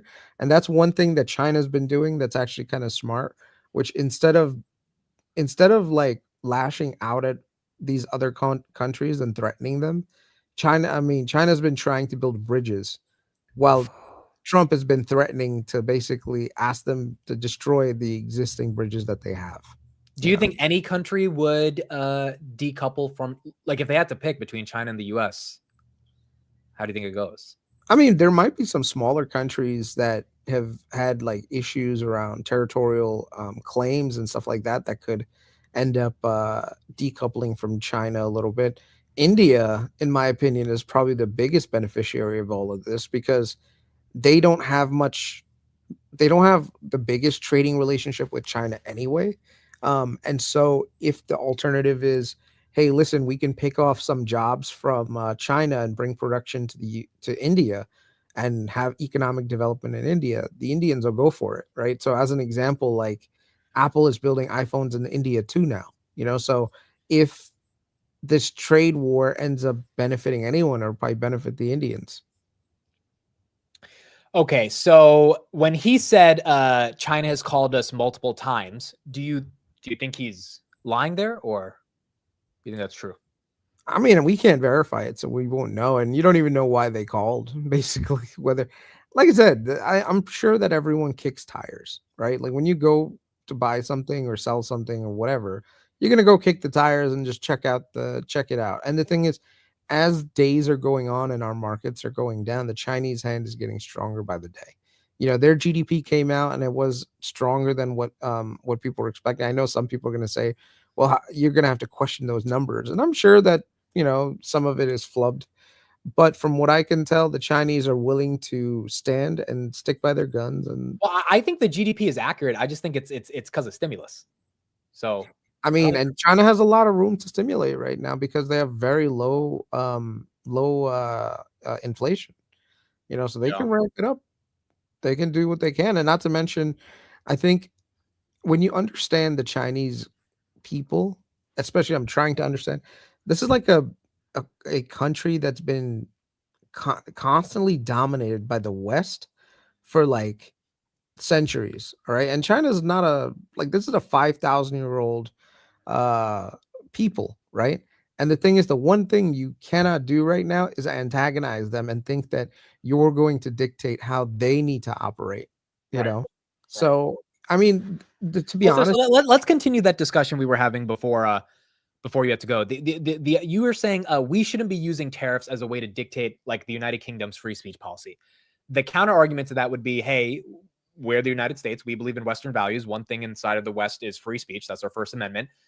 Why wouldn't it be a prerogative of this White House to try to use tariffs to get the UK to not jail you for hate speech? But that's two different things. One is economic policy and one is political policy in a foreign country. Like how the Europeans, run their own policies is something that the European people have to decide, not us. Like imagine the Europeans come to us and said, we don't like look at some of the stuff that Trump is doing with Harvard, right? Saying that we're going to strip Harvard of its nonprofit status.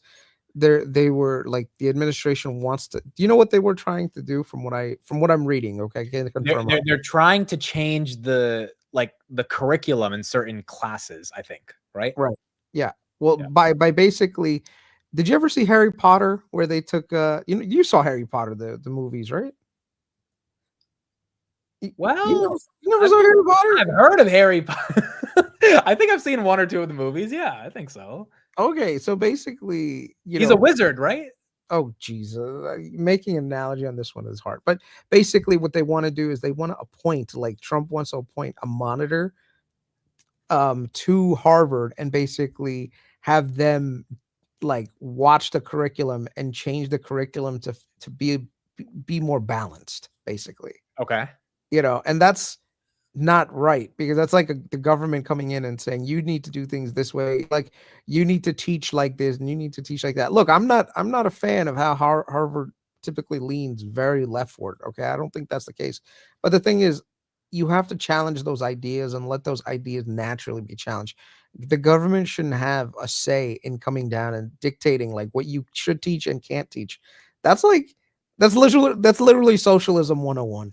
Wait, so the analogy you're making is that Trump trying to tell Harvard what he can or can't teach is similar to us telling the UK, or it's similar to the UK policing what you can or can't say. Is that the analogy? Yeah. Imagine right now the UK came in and told us like we need to do certain things this way or that way. Like, no. Right. No, we're not going to do that.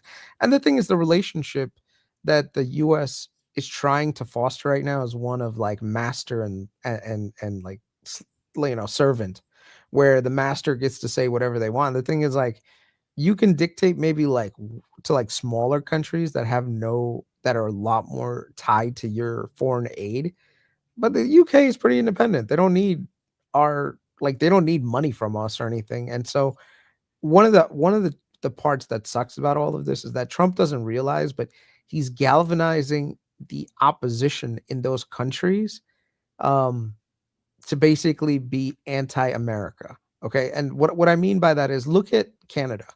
Mark Carney was losing. Pierre Poilievre was definitely like going to win. Trump comes in, starts to do all this Canada nonsense, and Mark Carney goes, through the roof. So now the liberals have a chance of actually winning the elections. where you could have actually had a conservative in Canada.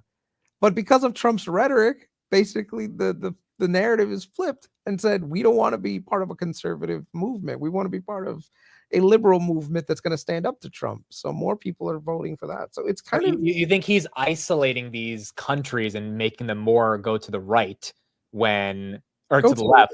Yeah. Yeah. Yeah, because the worst thing that you could do to a free people is dictate how they should behave. Like, who are you to come in and tell us we need to do things like this and we need to do things like that? You know, whether people are right or wrong, what they're giving you advice on is a separate matter. Like when JD Vance goes over to the UK and starts criticizing what they're doing, look, JD Vance, in my opinion, is absolutely right. Like, free speech is definitely a issue in Europe, but the way that you present it makes a big difference on world stage. Well, I mean, we saw this with Vivek. He had some solid points, but when you call all Americans lazy, I mean, that's hard to get away with that, right? Yeah. You have to be in a position where you're carefully tailoring your words, because the thing is, humans are naturally emotional creatures where they will react to, certain things. And if you do it in a certain way, you're going to get the opposite reaction that you were actually hoping for, So like right now, instead of going there and saying, Europeans, you guys don't have free speech, you're just doing this, you're doing that, you could have presented it in a more, a better way, saying the values of free speech should be like basically has made Europe great. And we respect the Europeans for choosing how they want to enforce that. And the people have to choose leaders that will enforce that. And that's it. You don't have to go into like 100% criticism and all this other stuff. Like it's and you would say this is different from weaponizing tariff policy to get concessions around something like the border and fentanyl, because that actually affects like literal life or death, whereas this is more about people's speech policies in Europe. Yeah. No, I think that's around the world, man. Like, look, one of the biggest things with the US is that we have basically been around and we've dictated to everyone what they should be doing, and we fucked up the Middle East bad, bro. I'm talking about, like, you go back to the 1970s, you look at what the Middle East used to look like, you look at what Iran used to look like, Afghanistan, Iraq, bro. We installed the dictators that were friendly to us only because they were anti-communist, right? And we ended up putting so many fundamentalists in there, and now the entire region has gone absolutely like berserk. Like, trust me, if you go back to like the 1950s, 60s, and you look at Afghanistan looks more modern back then than it does today. Yeah. Okay. Well, in the Iran-Iraq war, we were funding both sides, right? And so that also, I mean, well, what happened was we were funding Iran, who was on our side initially, and we had a great relationship with the Shah, but the Shah of Iran was very like, he's very oppressive. So what ended up happening was the fundamentalists, they came into power, and then we started funding the Iraqis, and then the Iraqis started a war with Iran, and basically they had the Iraq-Iran war, and then Saddam turned on us later, and then we ended up, well, Saddam didn't turn on us. Do you know the story behind like Iraq, why Iraq invaded Kuwait? So I did a research report on this in college. It was like a 15-page research report, but it was like 5-6 years ago. So I don't remember, but I do know that we were giving weapons to both sides, and that's what really made the conflict so aggressive. So Iraq had basically, the Kuwaitis were like drilling oil and stuff, and they're doing like some sideways things. So there was like a internal dispute between the Kuwaitis and the Iraqis, right, regarding like oil. And so Iraq invaded Kuwait, and so we ended up, working with the Saudis, and we went over there and we did this, and then kind of isolated Saddam. And Saddam, like, it's like God, bro, we fucked up that whole region. The irony of what you're saying is Trump's America first, right? So like, if we're so America first, but we're dictating like how the other country should be governing via tariff policy, it is a interesting way that he's playing it. But that's not the majority of how he's weaponizing tariffs, right? Like, the majority of it, you would say, is economic versus trying to influence social policy.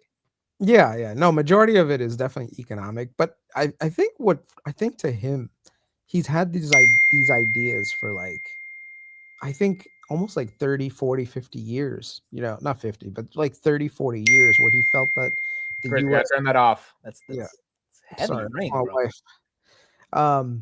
So that whole narrative that he had it for a very long time. And to some degree, I do agree that in the 1990s, we were a little bit too, we were a little bit too cavalier about letting China into the World Trade Organization without having some controls put in place.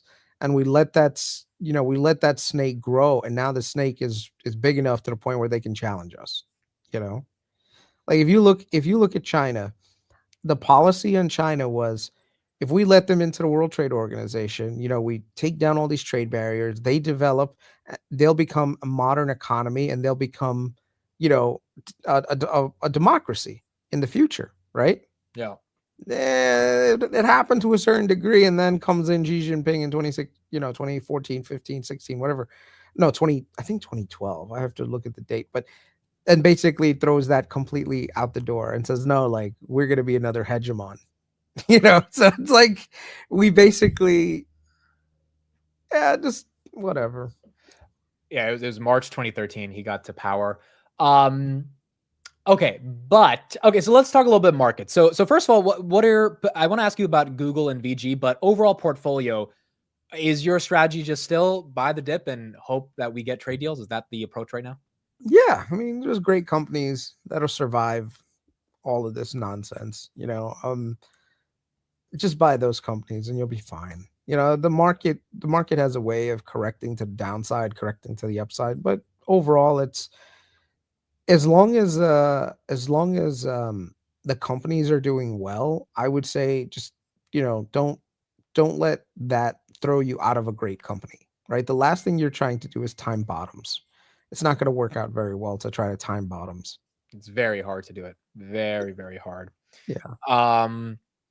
Okay, so first Google. This antitrust thing, UK suing them for $5 billion.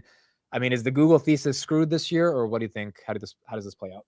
Nah, I think Google's going to do what Google does. Just innovate, innovate, innovate. They've got other areas where they can make more money. They'll pay the toll for these countries trying to extract value out of them for this monopoly thing. In over time, Google's business is transitioning away from just pure search, now to also cloud, to YouTube and all these. What do you think of Josh Brown selling Google for Netflix? I mean, I don't know. I don't even know. Would you do that? Do that, huh? Would you do that? I wouldn't do that. I think Google is way more innovative. I think Netflix is a great company, but it's, in my opinion, eventually going to top out somewhere. How much can you really extract out of people and keep growing? So maybe they'll keep growing because they could probably like take the value and do more share buybacks and all this other stuff. But I don't know. I'm not like 100% like a Netflix guy. So. Right. Okay. And then VG, this thing pumped a lot this week. Even Steve was, he can't come on today, but he wanted to talk about it. Why is this happening? And are you excited for this one? Yeah, I mean, long term, this is a great place to be. Natural gas, they have very ambitious growth plans. They're down significantly from their IPO. They've got a good amount of money in cash. They're generating significant cash flows. They've got multiple projects that are currently in construction and getting into finance stages. So the outlook for this company is strong, but you have to really like look out 10, 15 years into the future for exceptional returns. Like this is not a tech company that's going to be able to scale up like instantly like ChatGPT. Like ChatGPT went from like 20 million users to 400 million users, so that's the one thing about tech. Like you can scale up very quickly with energy and things like that are very capital intensive. You need a lot of upfront capital, but eventually you'll get to that level. So the scaling part is a lot more difficult for Venture Global. But but what's good is that also means that the competitors are not going to be able to scale and beat you by scaling up, because they'll need to have financing. They'll need to have, a positive regulatory environment and everything else to get to that level. So, but if you look at them purely based on cash flows, they have a lot of room to do share buybacks. They have a lot of room to reinvest capital into more, bigger projects. And yeah, there's a pretty good thesis behind it. So I would say if you're gonna buy today, you could buy it and just hold it for like 10, 15 years, and it'll be a nice little addition to your portfolio. So Okay, so I want to ask a question about big tech. We're going into big tech earning seasons. Netflix was really good. Stock will do whatever, but the actual guidance was good. Do you expect Q1 to be strong with guidance to be strong, or are you a bit nervous about ad budgets going down or tariff volatility stopping big tech from doing well? Well, I think the challenge is going to be guidance. Like, it's really hard to guide when you have all the overhang of tariffs and everything else over your over your business, right? So as an example, we saw Facebook ad spend and Google ad spend probably is going to take a hit Yeah. because a lot of ad spend was coming from things like Temu and Shein and other Which, things. by the way, Temu and Shein announced today that they are not only raising prices starting Monday, but they're lowering their ad spend. Yeah. So that could, impact them a little bit here and there.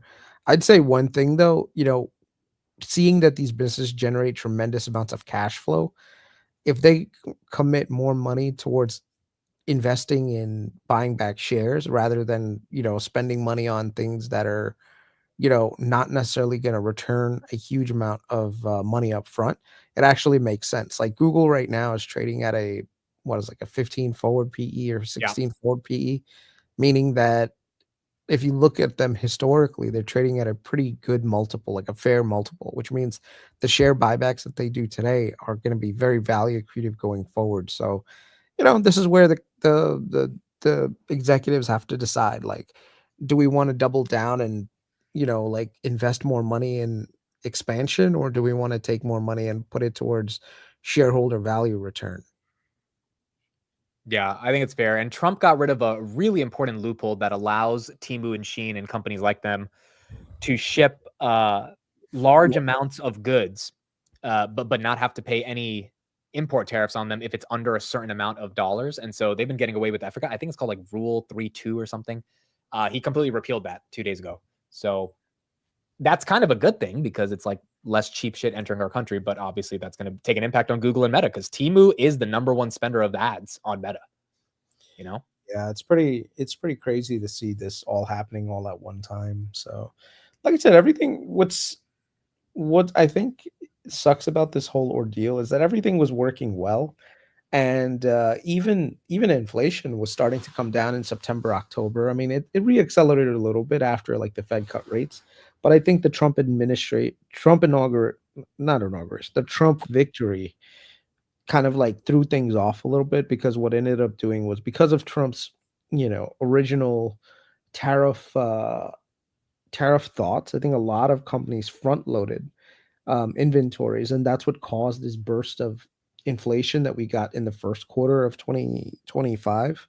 And now that the tariffs are fully in force, there's going to be demand destruction. And I don't know how that's going to end up translating to the general economy. Like from what I'm seeing, we're more likely to see demand destruction from the fallout of the economy that's going to cause more disinflationary moves going forward rather than, hey, inflation is coming down naturally because like price of things are coming down and we're growing our way out of a problem.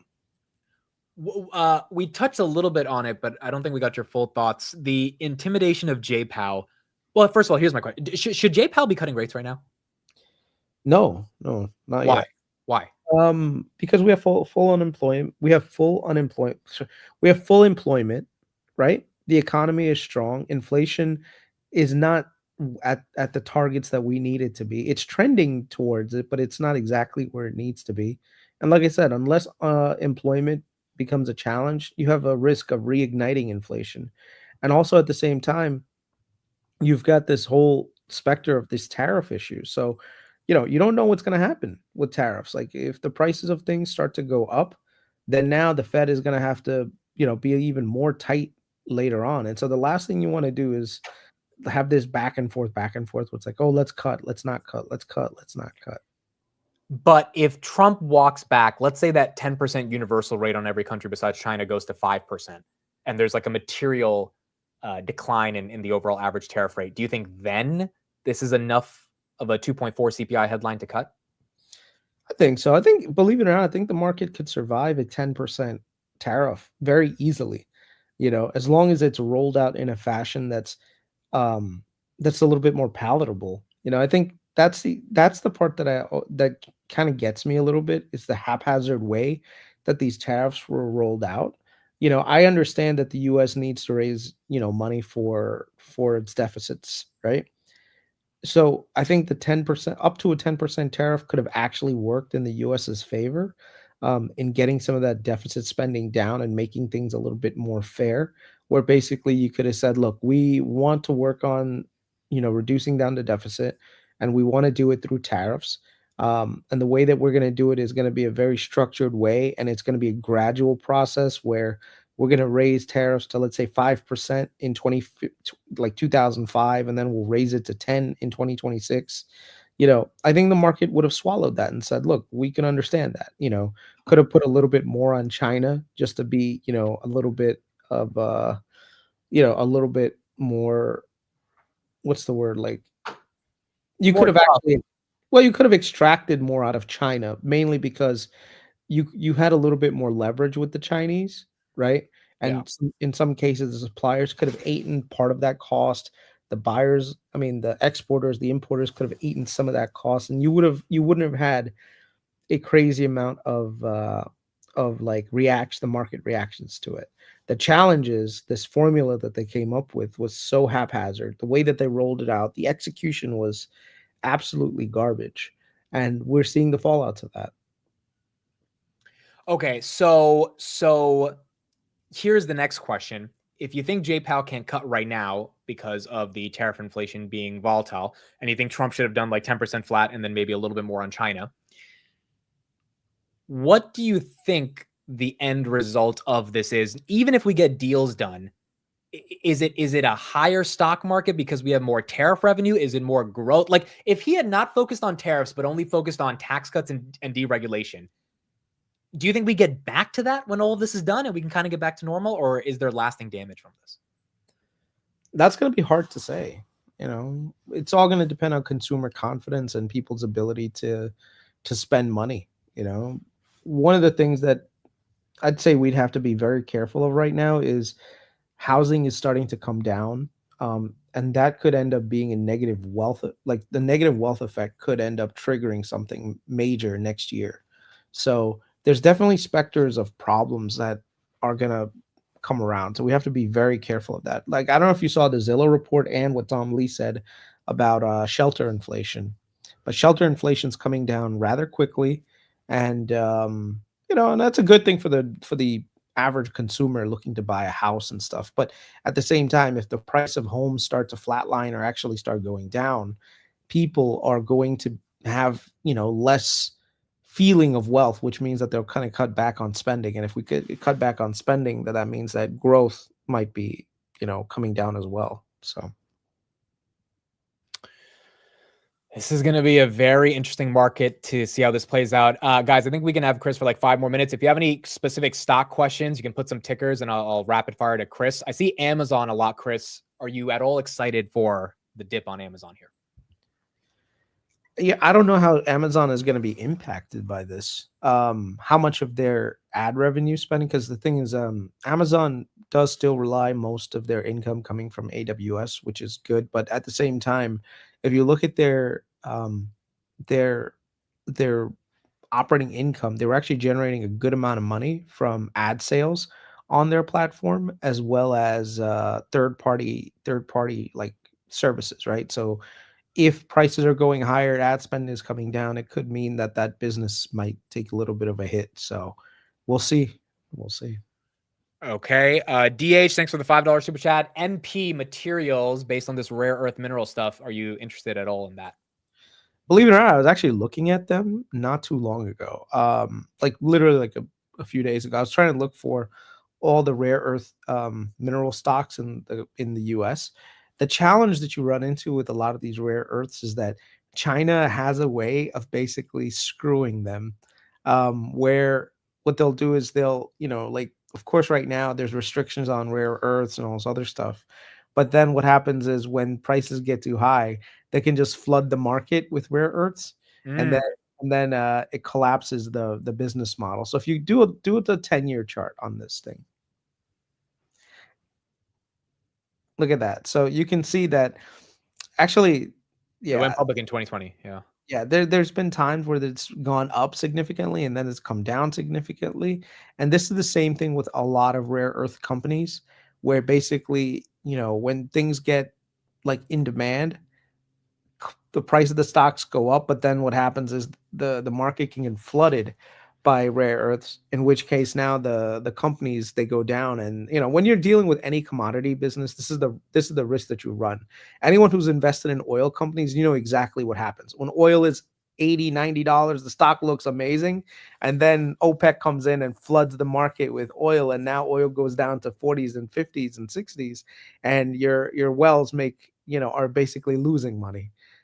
So whenever you're dealing with commodity business, you have to be very careful. So Nvidia, are you interested in buying the dip at all on this one? I don't know. Like, the AI revolution is going through its digestion phase. It does worry me that Microsoft is cutting back on CapEx spending. I wonder how much CapEx spending is going to get kind of tailored back because of all these tariffs and everything else. So I don't know. I'm not. Yeah. Ask Kris what moves he would have done differently going into 2025 to prepare. Okay, so if you knew there was going to be massive tariff volatility, what would you have done? Go 100% in cash and buy gold. I mean, no, Captain Hindsight. I could be 100% right with Captain Hindsight. Dude, gold is outperforming the S&P 500 over the past. Gold is outperforming the greatest tech companies on the planet in the past 20 years. Yeah. That's pretty unbelievable, dude. Yeah. I mean, the thing is, like, there's not a lot of places that you can hide, like, safe haven wise. So that's why I think people are rushing to gold, and gold is like an inflation hedge. So people might be expecting inflation. I don't know. Just when you think of someone, like, it's funny because I saw a chart. Someone said gold is outperforming Berkshire Hathaway. Wow. Yeah, this is the chart right here. I saw this yesterday and I was just like, dude, all the risk you're taking with the S&P in terms of betting on America versus gold. And you're getting an outperformance, 619% versus 579. Well, okay, so do you think gold is toppy here once the market comes back, or it's just... I mean, from what I can tell, a lot of this gold demand is coming from central banks, and I think from China too. Like, I saw reports a while ago that people were buying gold beads. I don't know if you remember that. No. You remember that?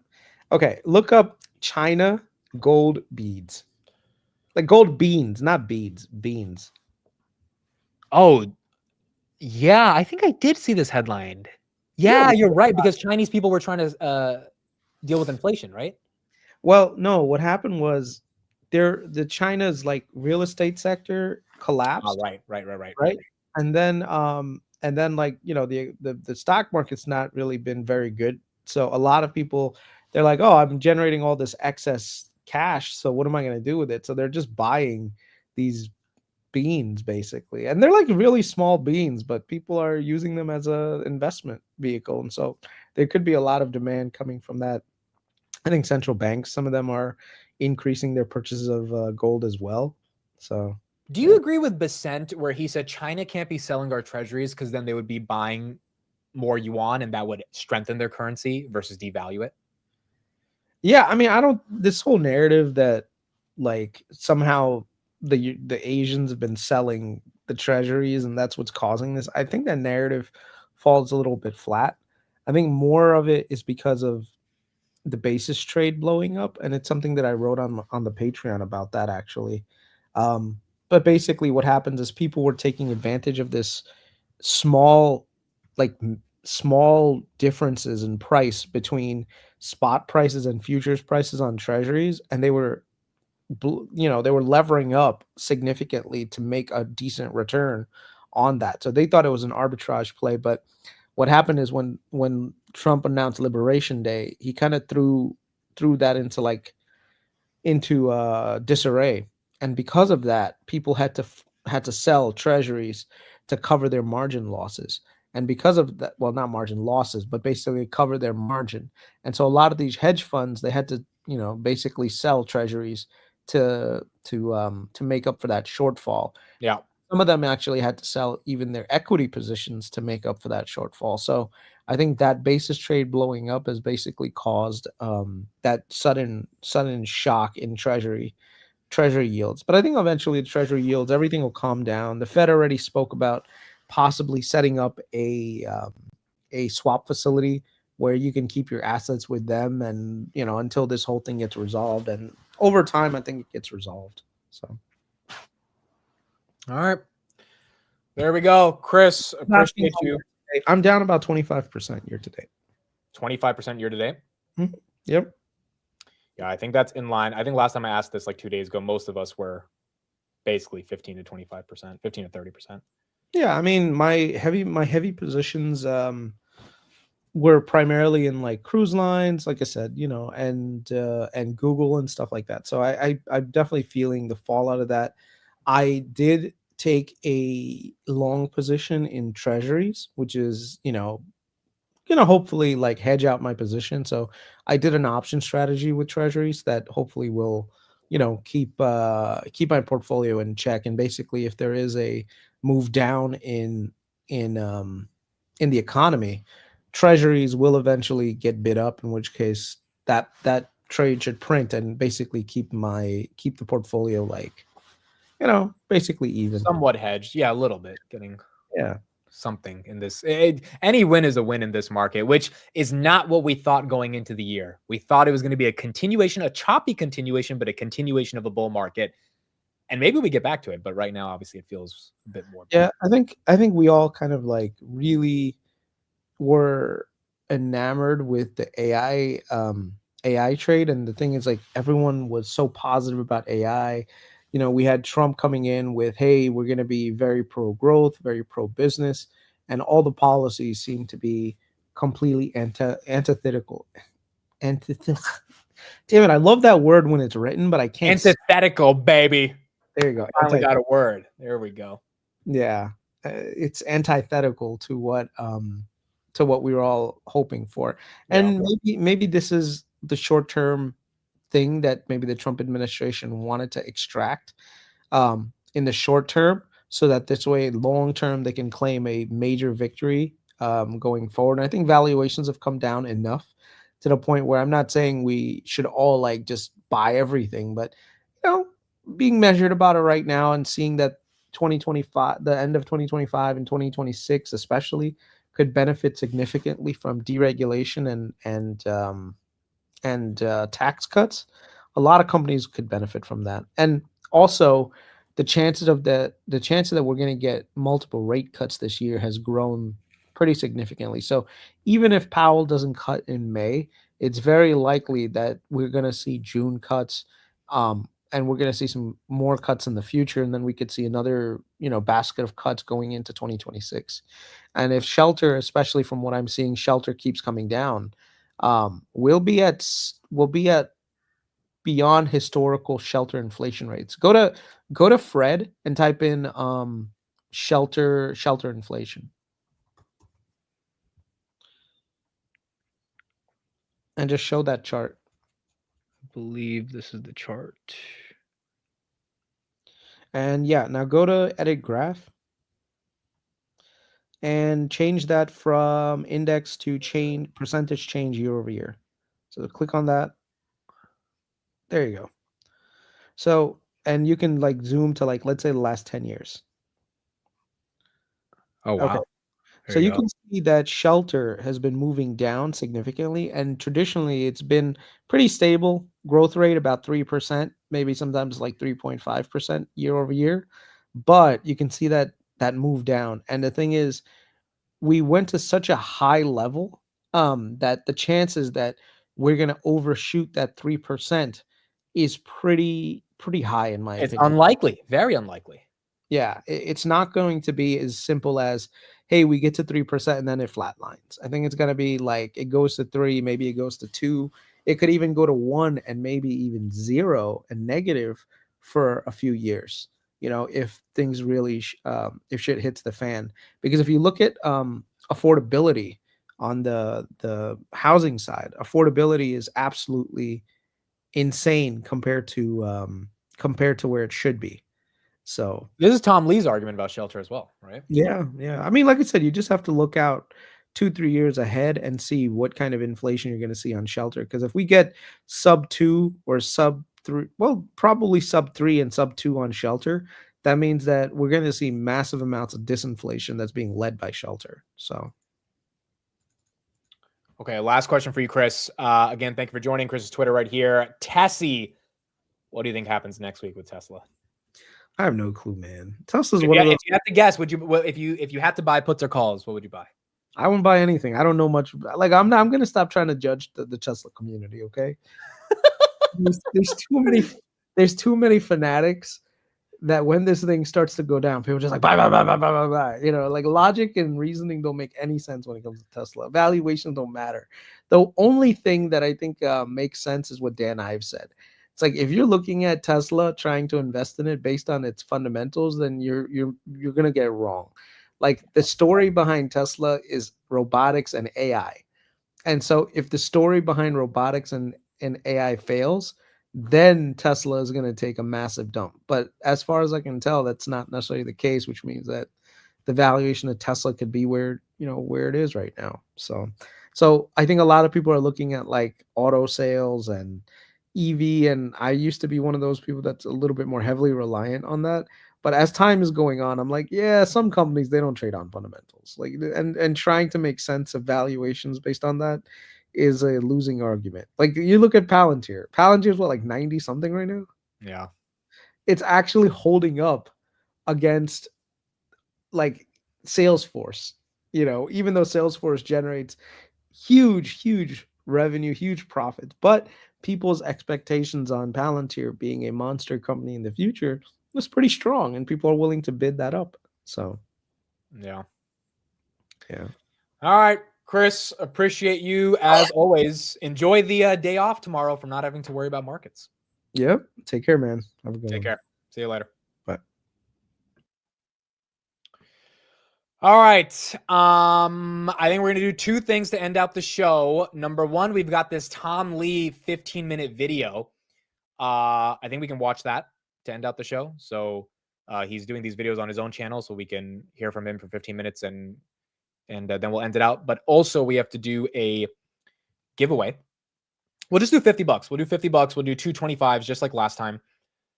Even if we didn't make $50 worth of profit on Netflix. Netflix, by the way, still up 2.5% after hours. It's not really the big move we saw, but it's back down to $9.98 currently right now.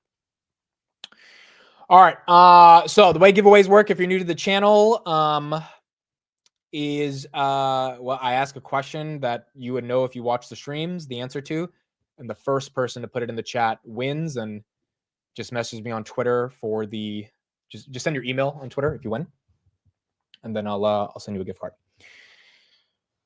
Okay, now what do we ask? That's the hard part about this. What do we add? Mid thoughts on Elf? It's too much China exposure right now. A lot of these retail companies, dude, they have to pay 145% tariffs. Like it's tough. It's tough to deal with that. Dude, I've watched Harry Potter, okay? I've watched Harry Potter. Like, I've seen, what was the first one called? Chamber of Secrets? I've seen the movie. It's just been a while. I don't think I've seen everyone. Prisoner of Azkaban, I think, was one of them. I just remember the scene where this guy ran through a, ironically, brick wall, right? Remember that scene? The guy runs through the brick wall and he turns it into, it was like, I remember that scene from when I was little. And I thought that was so cool that he could just run through a brick wall.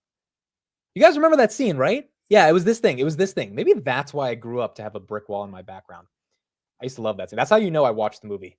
It was with the shopping cart, or the cart with the luggage. I think that was from the first movie.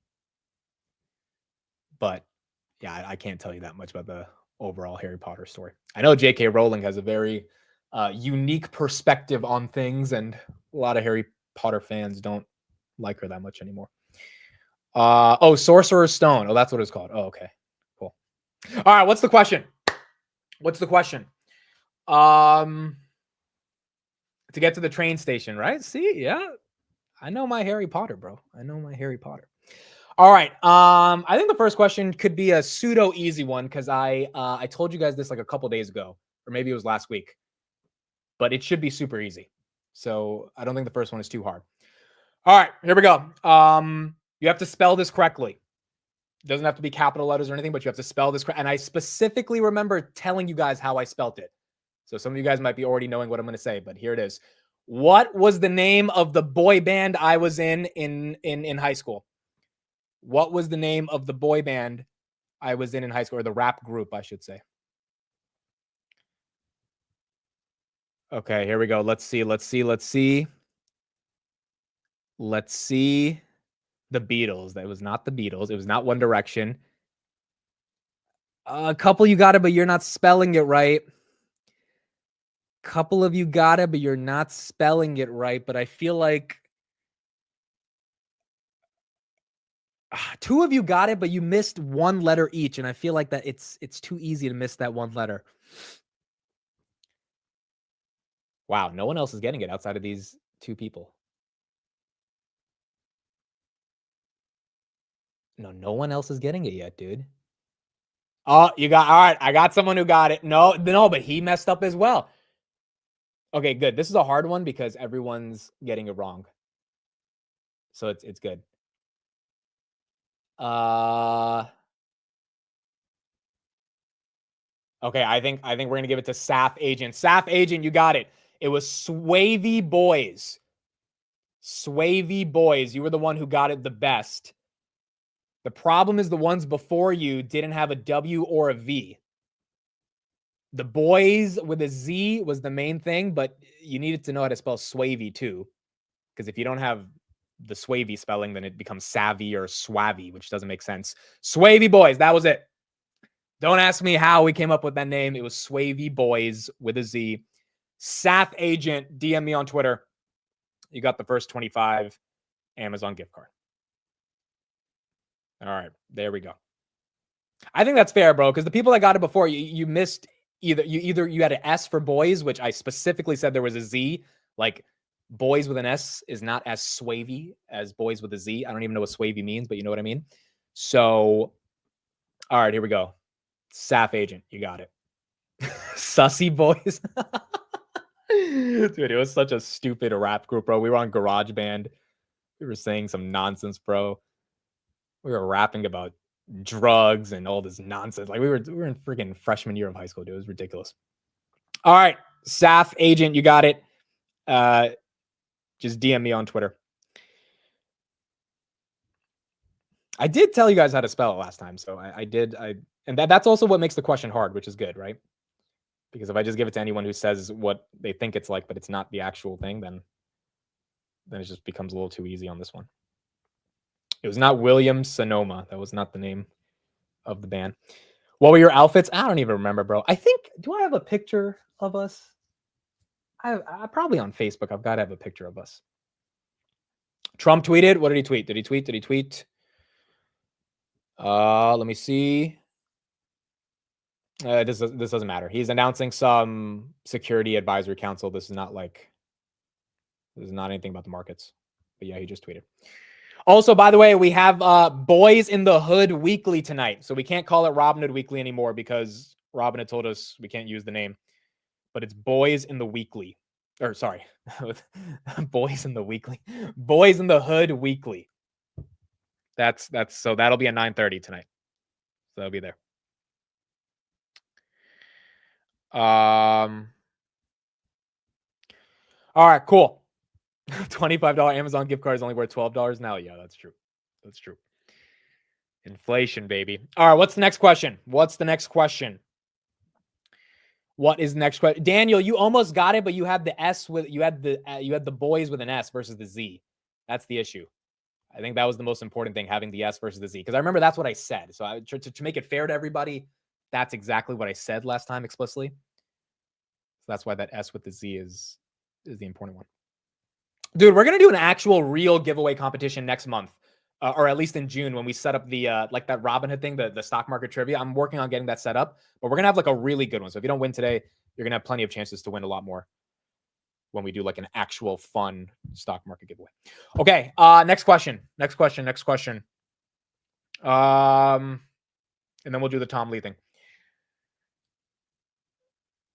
I can't believe Vlad wouldn't give you the permission. I don't think it's Vlad's fault, dude. I think the regulators are just, they're already getting sued from 17 different states about the sports ban. I just think, this is an easy one for them to be like, all right, we'll just like get rid of this. So I'm happy to comply. I don't have any issue with this.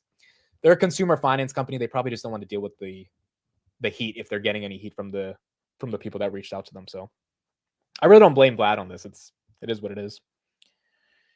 But they're big fans of the show. I mean, he said he told me at the event that they love the podcast, but if they got some stupid request to change the name, then they probably just think it's an easier route to change the name.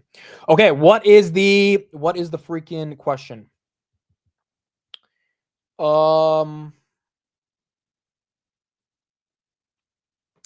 What is the question, dude?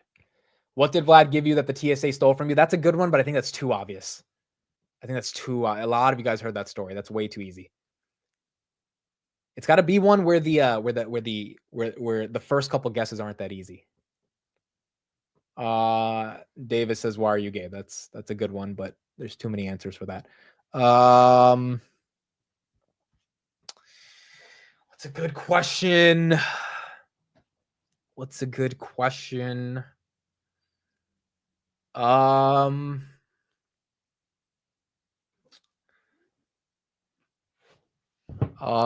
do. Oh, I have a really hard question. I have a really hard one. I think that didn't sound right, but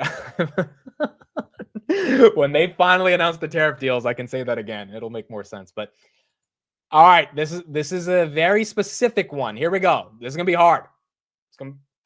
This is gonna be a tough question. All right, here we go. This is gonna be specific. I don't think it's gonna be that. Well, actually, it's kind of easy because people could just. Well, damn it, it is kind of easy if you just guess a bunch of.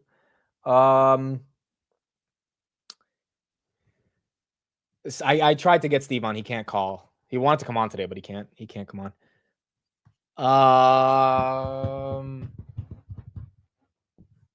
There's a couple that I'm thinking of, but I think they're a little too easy. All right, I think I'll go with this one. I think I'll go with it. Okay, here we go. Kind of hard, kind of easy. Let's see what you guys say. I was spinning a fidget spinner on the Sunday Future show. What color was that spinner? I was spinning a fidget spinner on the Sunday Future show. What color was it? What color was it? What color? What color? Oh, Spencer got it. I hate that she wins because I don't like her, but Spencer got it. To be fair, she was in that stream, so that's a hard one though. That's a really look. I'm gonna get it right now.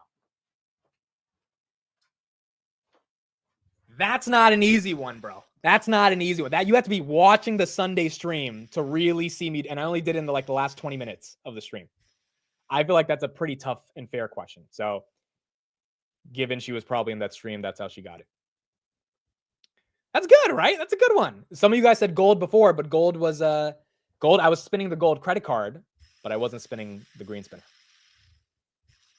All right, there we go. There we go. A lot of you didn't guess green out. A lot of you said blue, red. There's not that many greens here, so I think this was a good question. I thought too many of you would just guess random colors, but that was a good one. All right, I am absolutely going to hate sending Spencer $25 because she makes too much fun of me in the chat, but she got it. All right, here we go. Green. That's the one. I think that was a good one.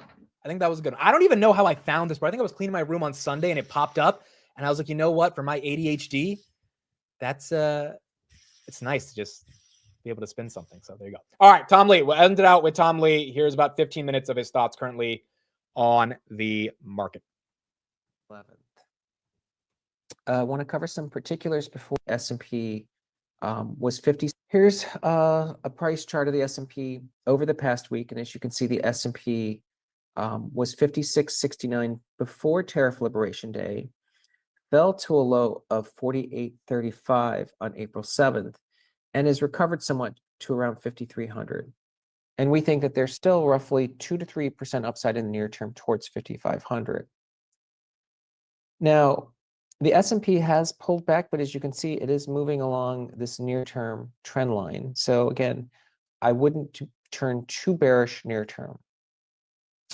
Stocks fell earlier this week, and this has to do with on April 16th, Wednesday, when Fed Chair Powell spoke at the Economic Club of Chicago.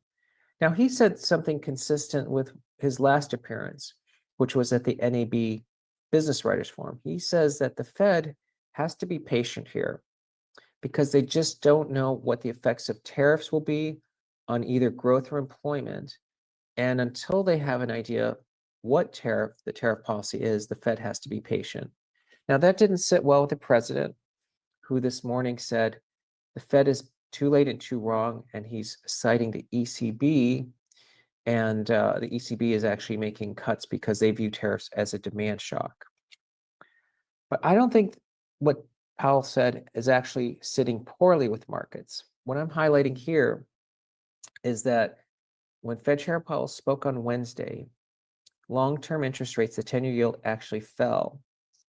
That's in contrast to his same exact comments that he made at the NABE on April 4th, where yields actually rose. So literally he makes the same comment, but 12 days apart, yields actually fall. I think that's a good sign.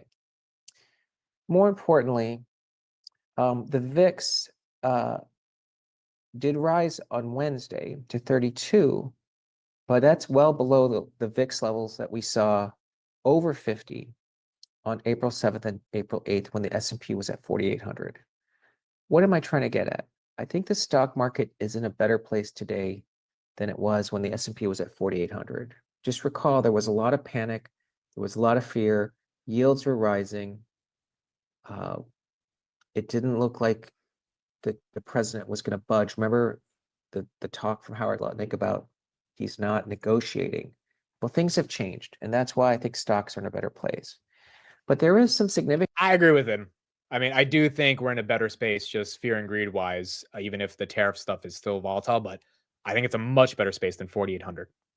To the fact that the VIX was at 60 and now is at 31. Let me explain. There's three numbers I want to highlight. The VIX was at 60 on April 7th.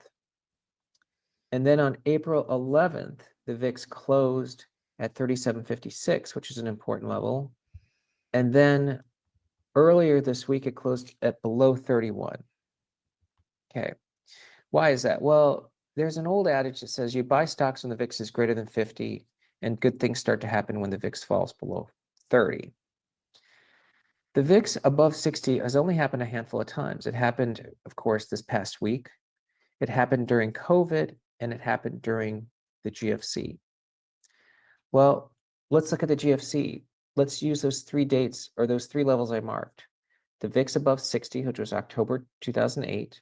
The VIX falling below 37.56, which didn't happen until January 09.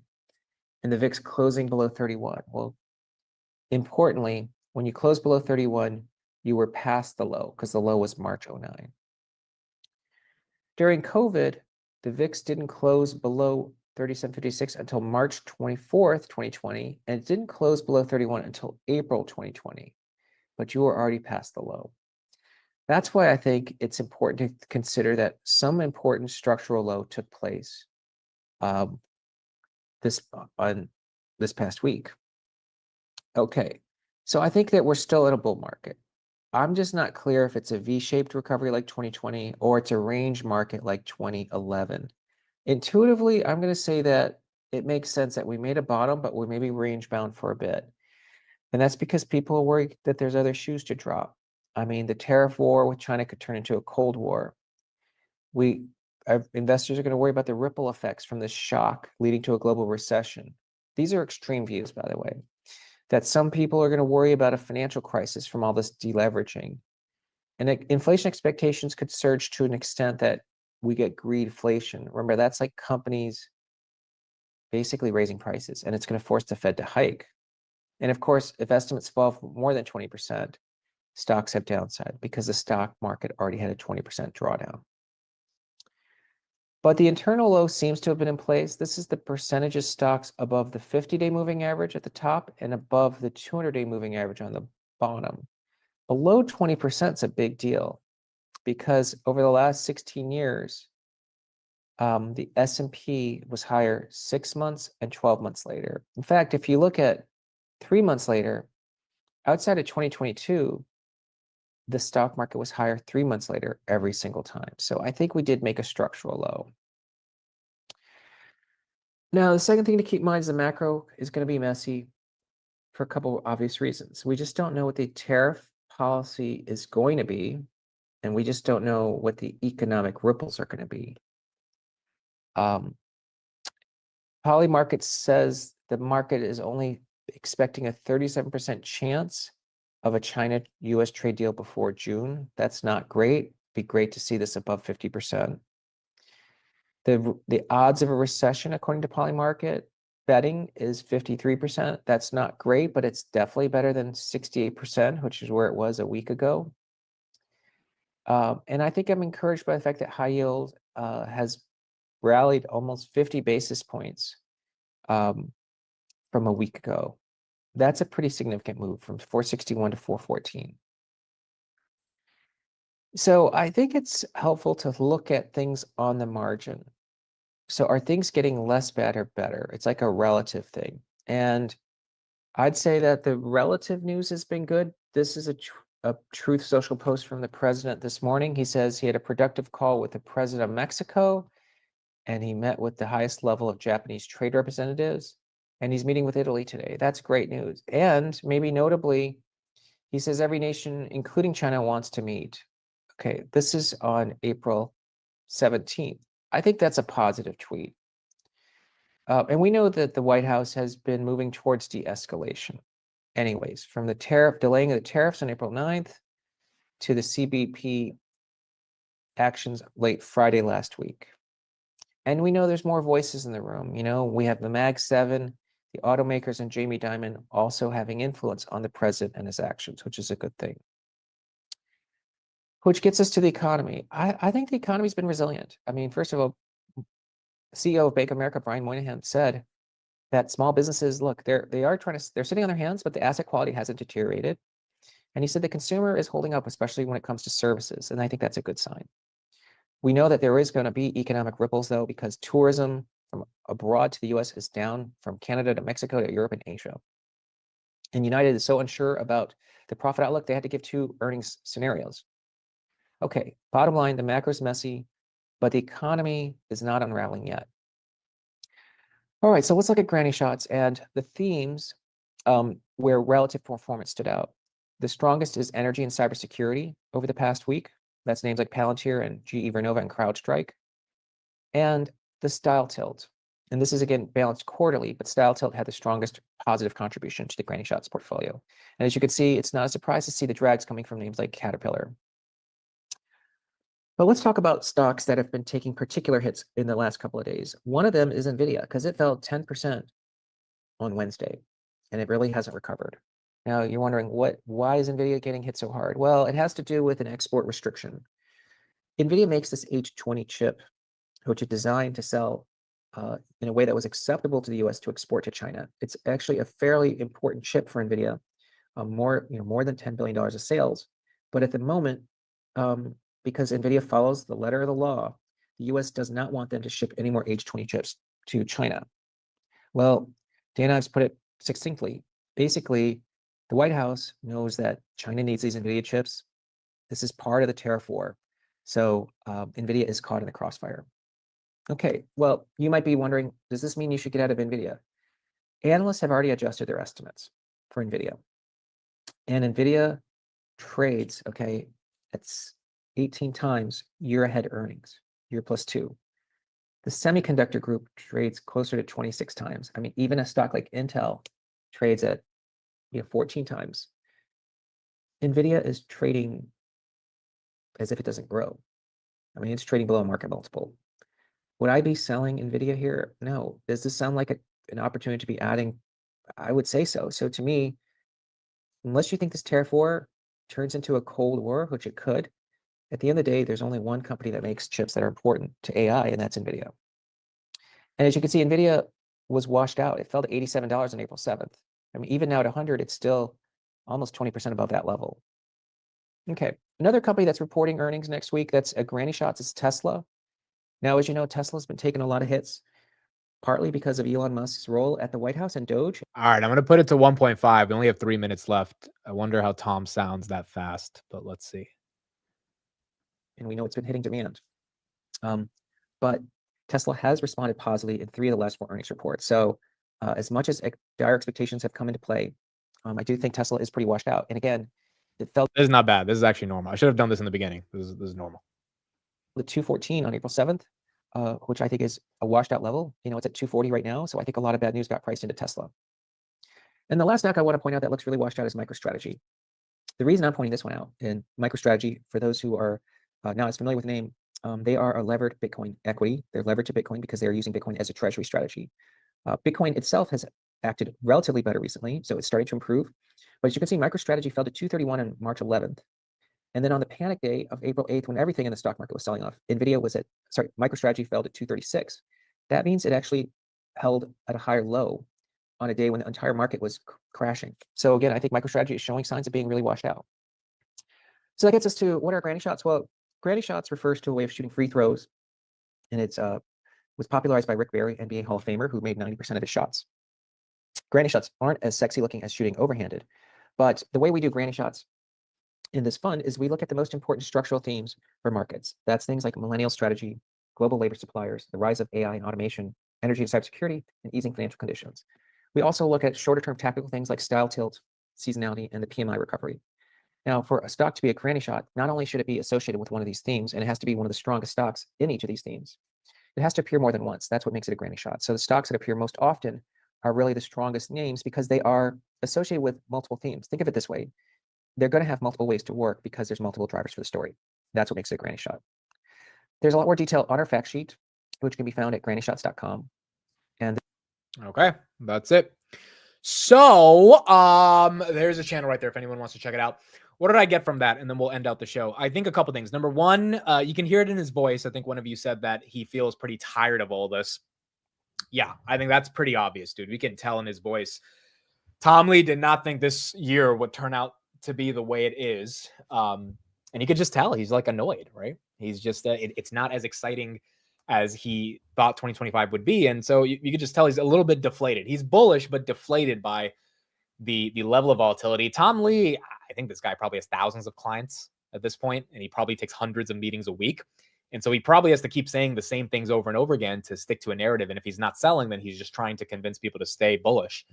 But I remember Tom Lee was talking back in 2023, end of 2023, that one of the reasons he was so bullish is because every investor he talked to was so bearish on a bull market, and that kept giving him enough of a contra signal to be bullish. Now everyone's, I wouldn't say like super bearish, but everyone's annoyed, which is not really bullish or bearish. People are just annoyed at this point. And there's not really a contra signal. We were talking about that in the morning. It's like fear and greed is stupid right now. It has nothing to do with sentiment. It has everything to do with, are we getting a deal or not?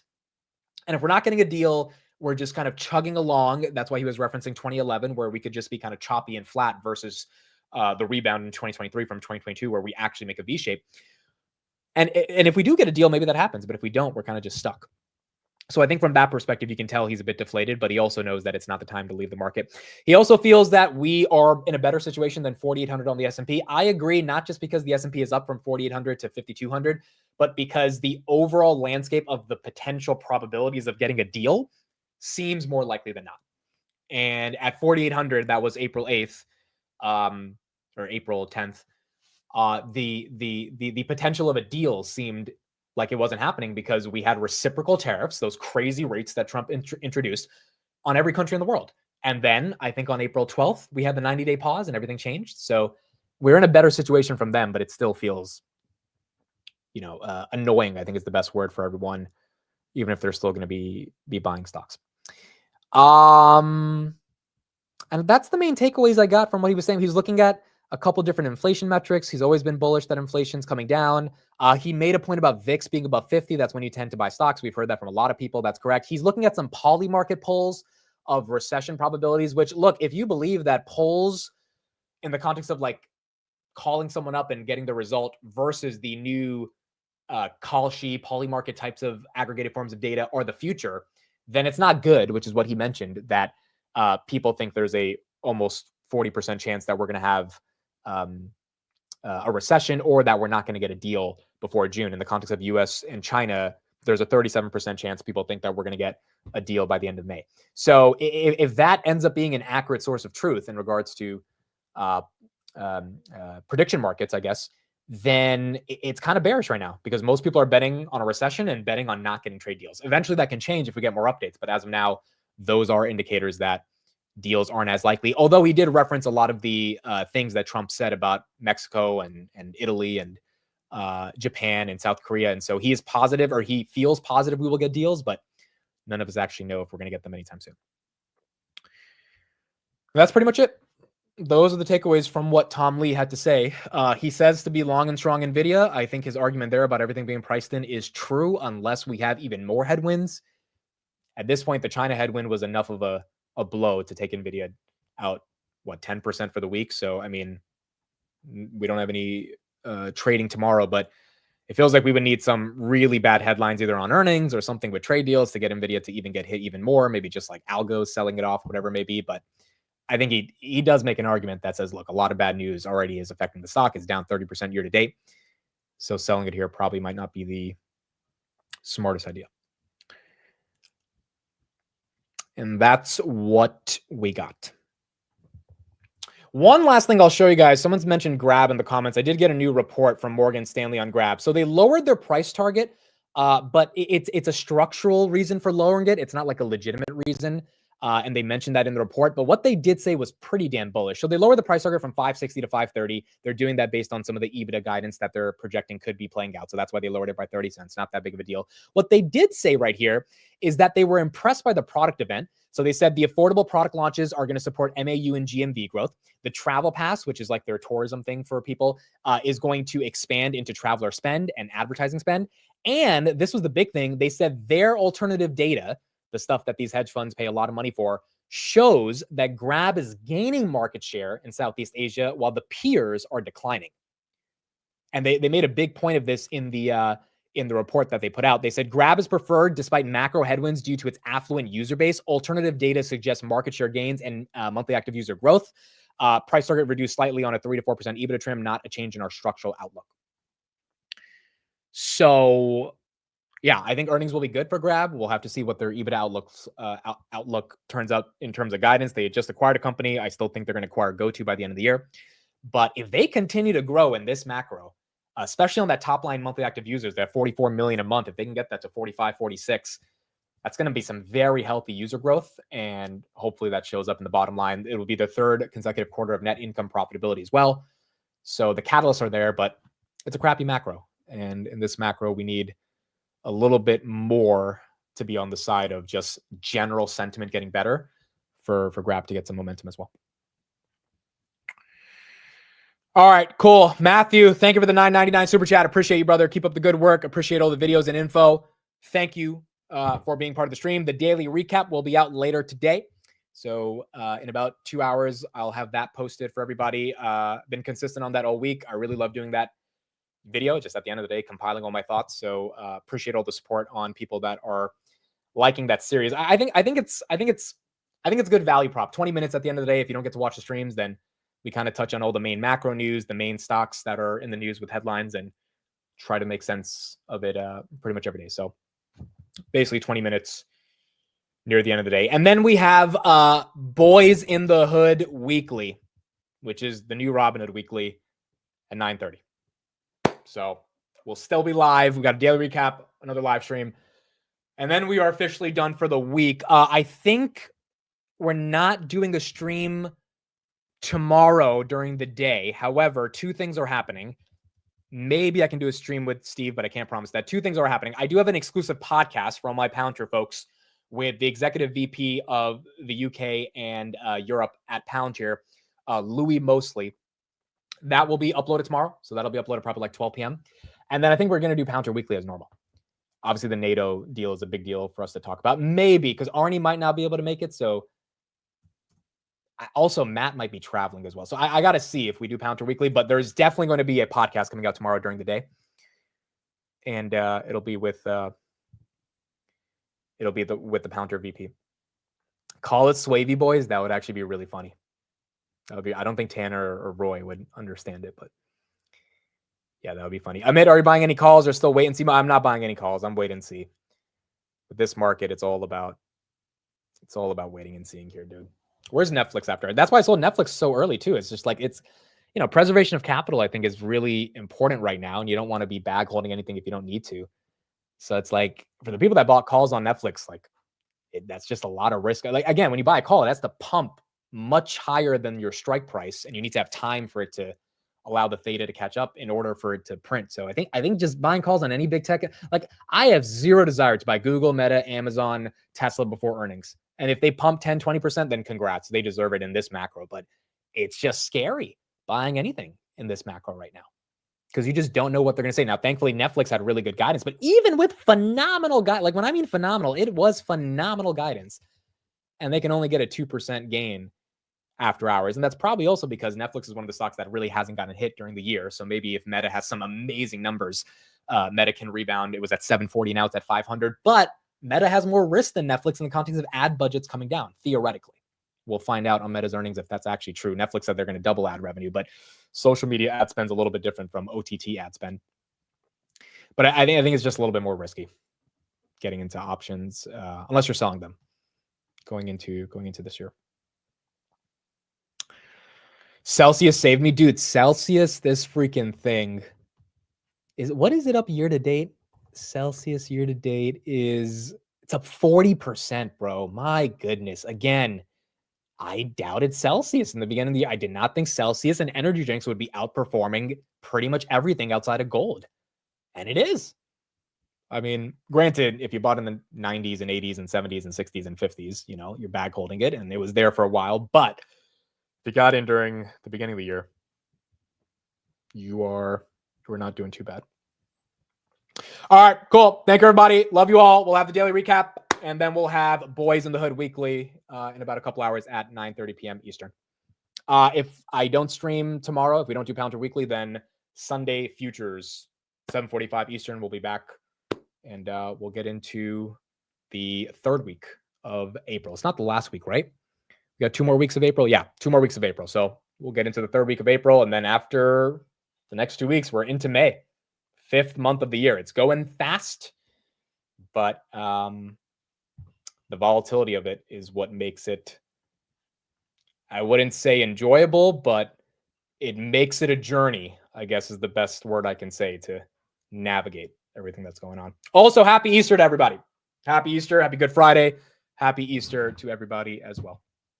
All right. Thank you, everybody. I'll see you guys later tonight on Boys in the Hood Weekly.